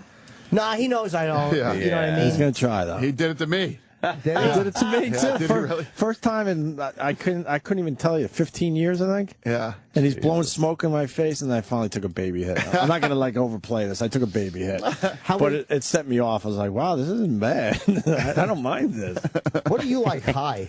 I can't picture Dana White high. I don't know. I'm never high. He was trying. He says, "I have the cure for your Meniere's disease right here." Yeah, I'm sure. Yeah, I'm sure that's going to make me feel wonderful. Yeah. So you got the big press conference at 1:00 today, man. Yeah. Is all those guys going to be there? Yeah. We yesterday we were in LA yesterday afternoon, and basically we're doing this world tour because never in the history since we've owned the UFC has the end of the year been so badass. This Saturday night on pay-per-view is the Korean Zombie versus Jose Aldo. That fight. That's going to be a great fight. Where's that taking place? Down in Brazil. Oh, okay. Then we got Ben Henderson. Coming up after that is at the end of August is Ben Henderson versus Anthony Pettis. Then we have Jones versus Gustafsson. And the big beef with Jones is that he's too big for the 205-pound division. It's unfair. He's too big. He's this, he's that. Gustafsson's an inch bigger than he is. Wow. So there you go. Jeez. Then in October we have the best trilogy we've ever had in UFC history with Cain Velasquez versus Junior Dos Santos. And when I say that, Cain Velasquez got knocked out in the first round by Junior Dos Santos in the first fight. Cain annihilated Junior Dos Santos in that second fight, and now here comes the third fight. Although I'll say for that second fight, I was amazed because I think Cain won 5 rounds to none. I really was amazed that Junior did not get knocked out. And took he's that a punishment. Tough dude, man. He looked like an alien after that fight. Yeah. Yeah, he looked like I would have looked after Cain beat him up. But he did not get knocked out, and it went the distance, which I was amazed at. Yeah. Wow, then man. November, we have Johnny Hendricks versus George St. Pierre, which many people believe is like the Anderson Silva fight, that Johnny Hendricks is the guy who could actually end the reign of George St. Pierre. And then to end the year in December, we have the rematch with Weidman and Anderson Silva, and the co-main event of that is Ronda Rousey and Miesha Tate. So we literally took all these guys on the road, and we're doing this world tour with them. And basically, because my philosophy has always been, everybody wants to watch a great fight, but you got to know the great fight's on. So normally we just go from fight to fight to fight. So we're doing this world tour with all these champions and all these big fights to end the year, and then we'll start promoting them one by one as they start to come. You had a good night on Fox, I thought, too, with fucking Demetrius. How awesome was that fight? Those fucking flyweights are just so unbelievably awesome. entertaining. Yeah, and how about he broke the record. That was the latest finish ever in a title fight in UFC history. So how much time was in the 5th round? There was a minute something left, and he had just got his nose blasted in the 4th round. You see that? His nose was just smashed, and he could have just rode out that 5th round. He goes for an arm bar with a guy who's super dangerous, and getting in that position with a minute something left is pretty ballsy. Wow. Yeah, so he pulls off the submission. And the Rory McDonald fight, who I love Rory McDonald because I truly think he looks like a psychopath. He's a frightening guy. And him against fucking Jake was not... you know, it wasn't the most exciting fight, but it was like Rogan pointed out, because two guys were being a little overcautious and respecting each other too much. You know, neither one wanted to commit and get fucking hammered. See, I disagree with that. What happened that night was Ellenberger wasn't on. He didn't do anything to try to win that fight. He threw 5 punches in the first 2 rounds. Wow. Yeah. So the third round, he tried to push it a little bit more. He didn't do anything, and then Rory didn't do anything to try to take advantage of the fact that Ellenberger basically didn't show up that night. Do you think Rory was just trying to outpoint him, knowing he had the fight? Yeah, he knew he could stay on the outside and pick him apart and win an easy fight, and that shit drives me crazy. Oh yeah, do you think Hendricks? You know, I know Johnny. It's like I like him. He's a big fucking left hand. But it seems like against St. Pierre, man, it's almost like when you get into the thing where you have one thing that everybody looks for, which is like, you know, like Dan Henderson, as great as he is, has that right hand that everybody looks for, or Fedor had that big right. It seems like it's hard for those guys to become champion because everybody, like with Roy Nelson recently, you know that giant overhand right is coming, and if you can avoid that. Well, I think the difference in this fight is that the biggest problem that people have with George St. Pierre is wrestling. And, you know, this kid is a great wrestler. And you remember the Condit fight? The Condit fight was sick. That was a fucking an amazing fight. Unbelievable. And that's the way Johnny Hendricks fights. You know, there's going to be, they asked yesterday at the press conference in L.A., they asked Johnny Hendricks, well, with this Roy McDonald thing that happened over the weekend, you know, George St. Pierre fights the same exact way. He uses that jab, and, you know, and his length, what are you going to do about it? And he goes, well, let me tell you what, the difference between, you know, what you saw last Saturday and what you'll see in my fight is I'll take a jab all day long to land that big right hand. You know what I mean? He's saying every time George St. Pierre throws, he's going to blast away. And then if they start wrestling, he's a great wrestler too. So that is a fun fight. Were you surprised that I was very surprised that Nelson lost the way he did? I mean, he was outpointed. You can't knock him out.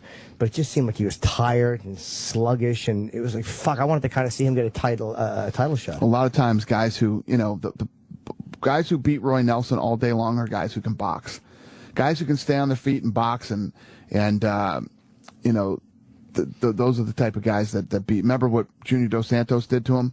You know, the guys who can box and have good footwork can pick Roy Nelson apart. Although I do think Cain Velasquez is, and, you know, with all due respect to Silva, I think Cain Velasquez is the best fighter in the UFC. I mean, because again, he's such a big tank, and his cardio is amazing, and he's fast, and he can wrestle. He's just frightening. He is. He's the baddest dude in the world. There's he no really doubt is, about right? it. Yeah. Like, after Dos Santos, I mean, how about him against? I mean, Mark Hunt, I had higher hopes for.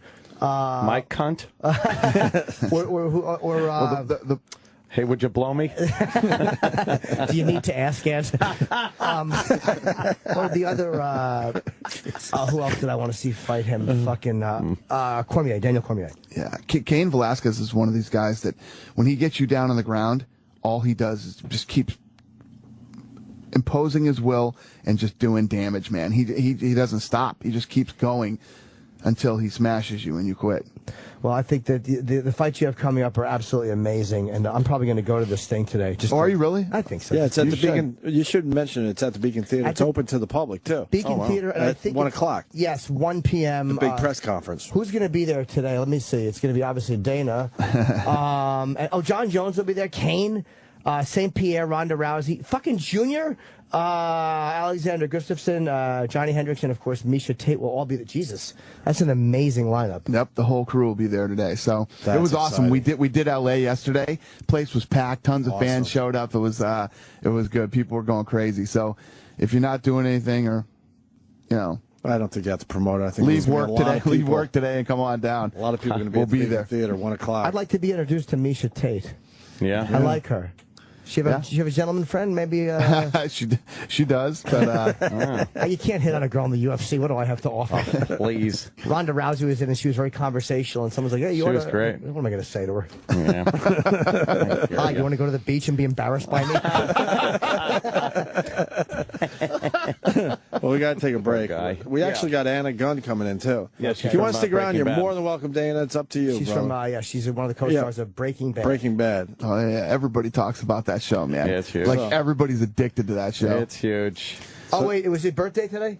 That was my birthday Yesterday or the day before. July 28th, whenever that was my birthday. I don't feel bad knowing if you don't. Bob Kelly has texted and he said it was Dana White's birthday. You should say happy birthday. So happy birthday, man. Thank you. Appreciate it. That's great. Yes. All right. Cool, man. We're going to continue maybe with Dana White, maybe not. We'll see what happens.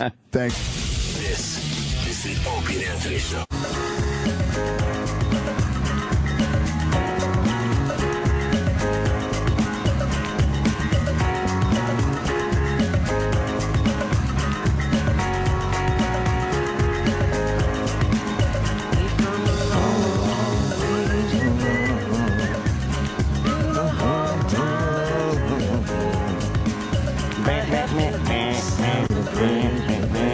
What are we doing? To praise back, you right? like I should.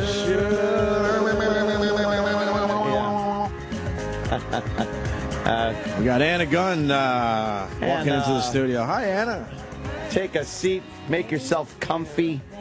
We're actually on the air. Do you mind if I eat a little bit? Oh, Eat. Go ahead. You sure? Are you hungry? I'm kind of hungry. Peckish? I'm a little hungry. Well, she's a beautiful woman. I don't want to be eating in front of her. You know, Look at you all in bright orange. I wanted Great. to, wake you guys up a little. Well, if you that weren't you already did. awake. We're awake. That you did. Thank you. Of course, Skyler. Hello. From Breaking Bad. I mean, I've been fully immersed in the show for since the beginning.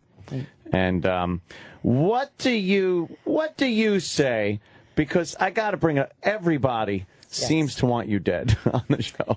Not everybody. All right, not everyone. Only those who, who identify with. Go ahead. I just say it's a tribute to your acting. Thank you. Because, sometimes it's like, oh, boy, she's kind of getting in the way of things. That's what it is. I think it's the people who really identify with Walt, and they that's the point of the show. I mean, that's what's brilliant about the show.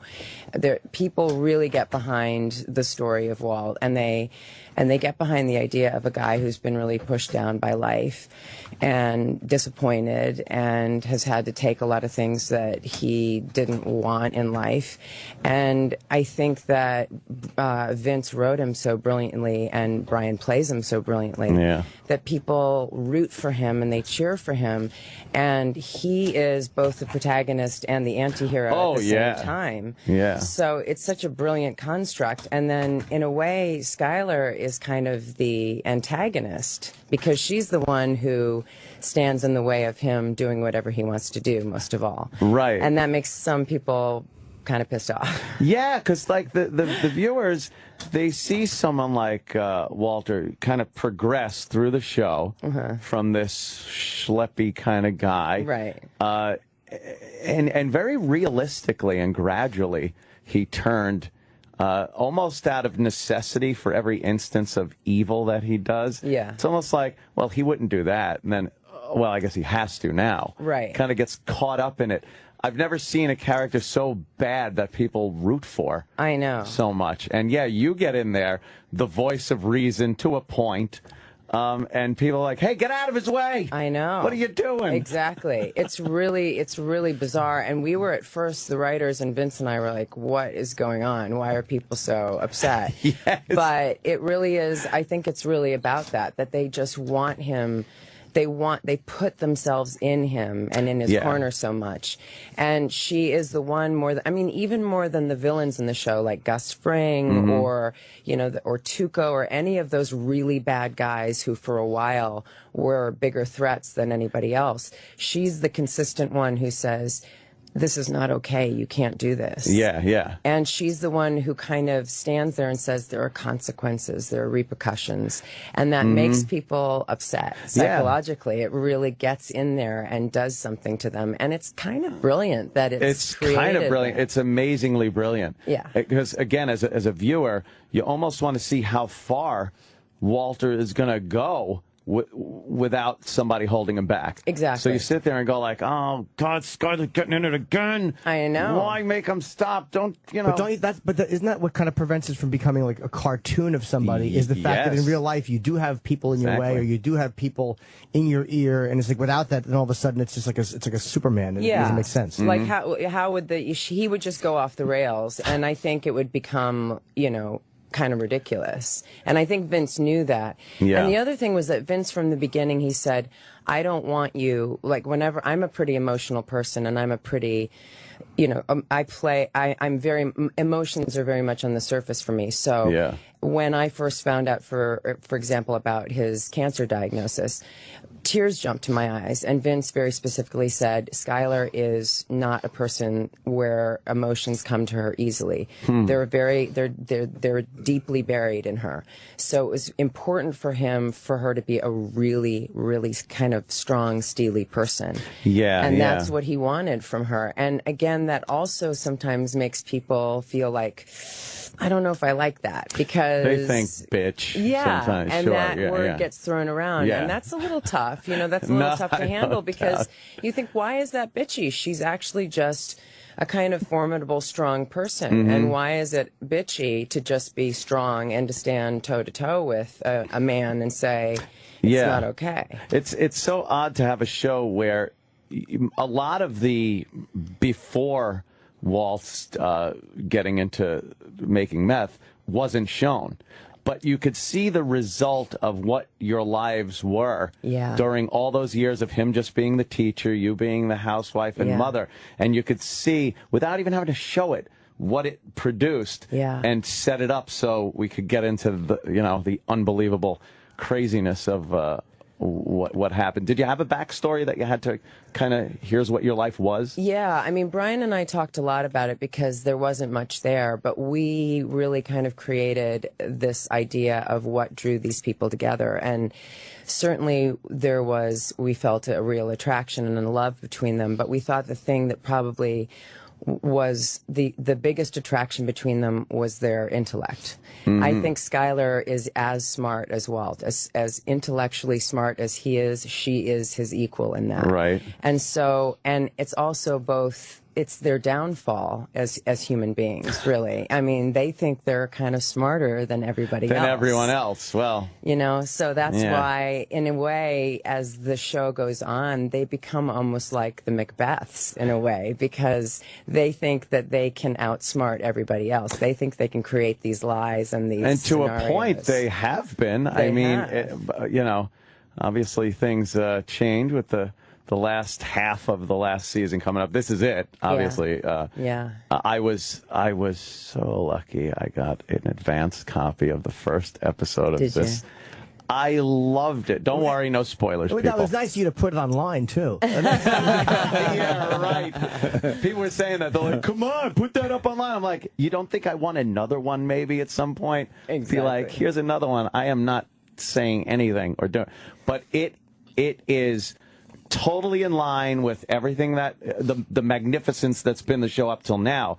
The beginning kind of showing you a little advance view of things, because they've done that before in the past, and then the way Walter, the character Walter, can explain something to somebody in a way that is so soft and yet just punches you in the face. Exactly. And obviously you know what scene I'm talking about. It's just because he pulled those shenanigans with you in one episode. Yeah, he did. Where it's like, hey, you know, you best know who you're talking to, kind of a thing. Exactly. When he does that thing where he's talking to you and you're drawn into him. And you think, oh, okay, he's really saying something sincere. He's going to apologize, or he's going to show any regret, and no. It's pretty much a threat. It's because amazing. You're starting to lean into him thinking, oh my gosh, he's so sincere, and then all of a sudden he turns it.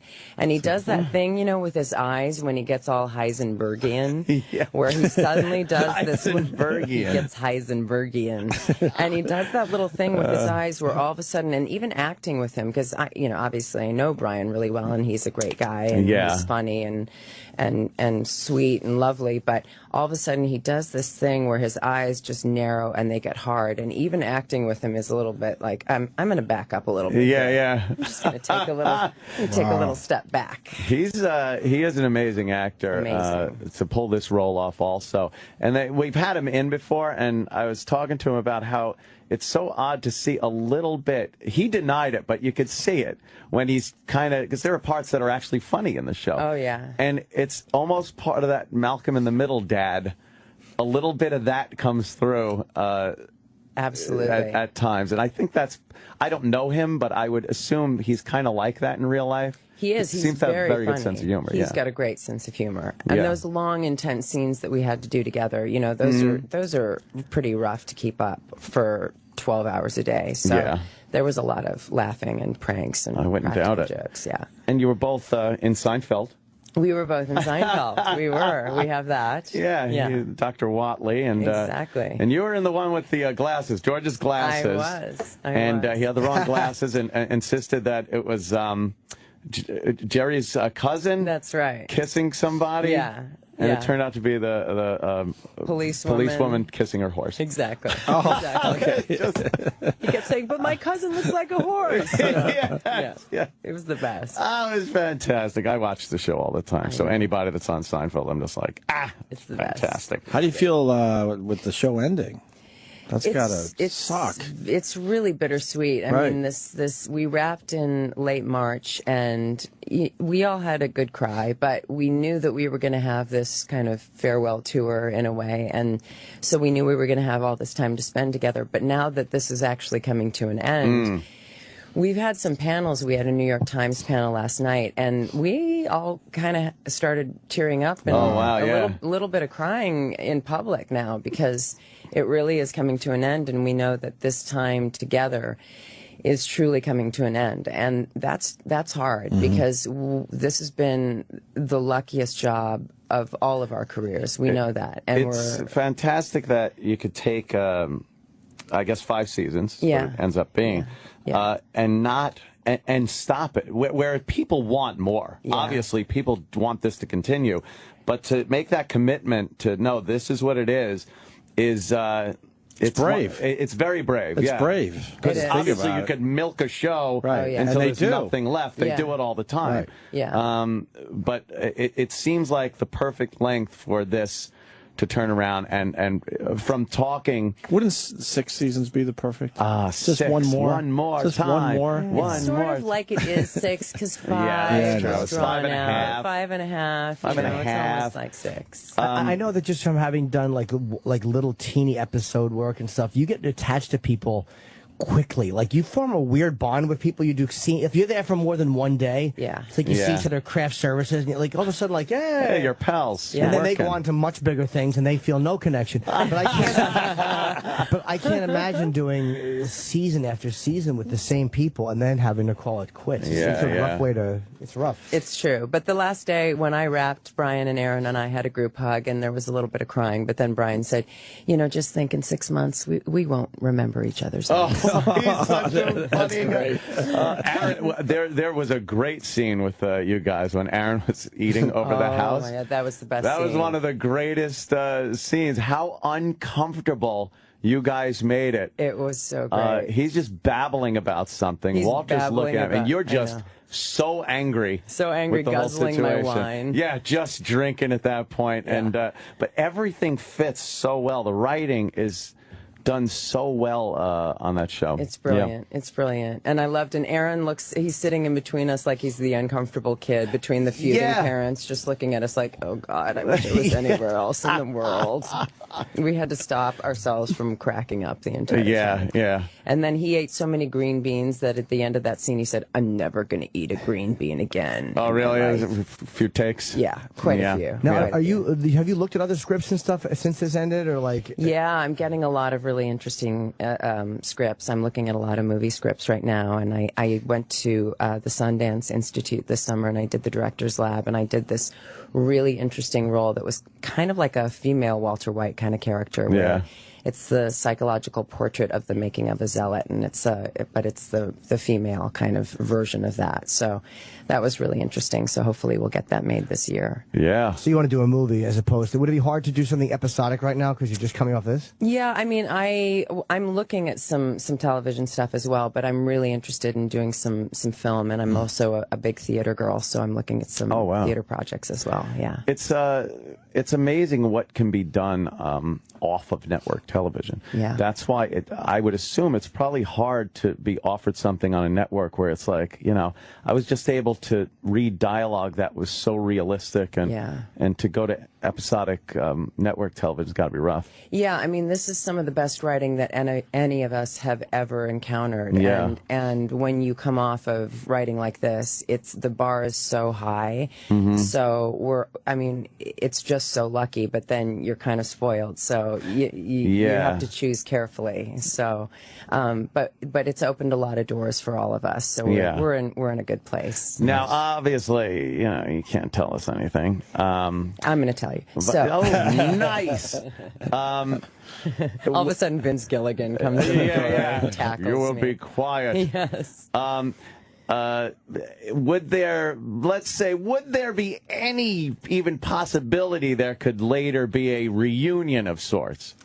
I think that's possible for sure. I mean, it depends on Get the blogs on the phone. what happens And in who's still the living. last day. Yeah, Yes, exactly. exactly. Who's still standing and all that. But you know, there is talk about the Saul Goodman spinoff. So Yes, who is another just Amazing. great character. Amazing, Bob little Odenkirk. comic relief in there. Exactly, yeah. He's good. And by the way, he was in a Seinfeld episode. he was another Seinfeldian. And if you think I'm bad, our producer Travis, 10 times worse than me. He can quote all of But, them. My father can quote every Seinfeld episode. So, It's just that, talk about another just brilliant show for the time and everything. It's I just- know. Yeah, but they it's one went of more those. than 5 seasons. You see, you can make it. Oh, yes. 9 seasons. They did. They did.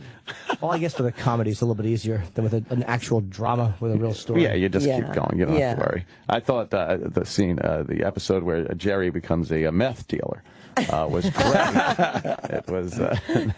Maybe that all of you would be could do. interesting. Maybe you guys could all like do something together as a cast, but just a totally different story. Oh my! Could you imagine? You know what? Somebody said that at the New York Times thing. They said, seeing you all sitting up there, it's a shame to see you, Like maybe you're a hat distributor, and Brian owns a hat store, and you guys work on trying to get the hats for certain prices. That's terrible. That's a great idea. What a waste of resources. I've always wanted to be a hat. A dramatic / comedic / endearing piece about hats and what Terrible. goes on Get behind the Vince scenes. Gilligan on the phone. The one thing that has been going around the internet, which was kind of funny, is the fact that they say Walter goes into witness protection program and it becomes Malcolm in the Middle. Everybody thinks that. Yeah, right. Everybody. And who's to say that doesn't happen? And who's to say that isn't what? Well, I like I said, I saw that first episode, and if that's any indication on the rest of this, I mean, I just sat there when the credits came on. I yelled out no. I know. No. I know. More. Exactly. It's gonna be sort of agony every week for the audience to wait to the next for the next week's. And now I episode. get the good thing that I saw the episode, but now I got to wait 2 episodes to see. You got to the wait second 2 one. weeks. But right? I'll watch that first one again. Yeah. That was, and I popped the disc in, and I'm like, all right, I'm ready to watch this. And it comes on, and I'm seeing the scene. I'm like, all right, I got to watch the last one again.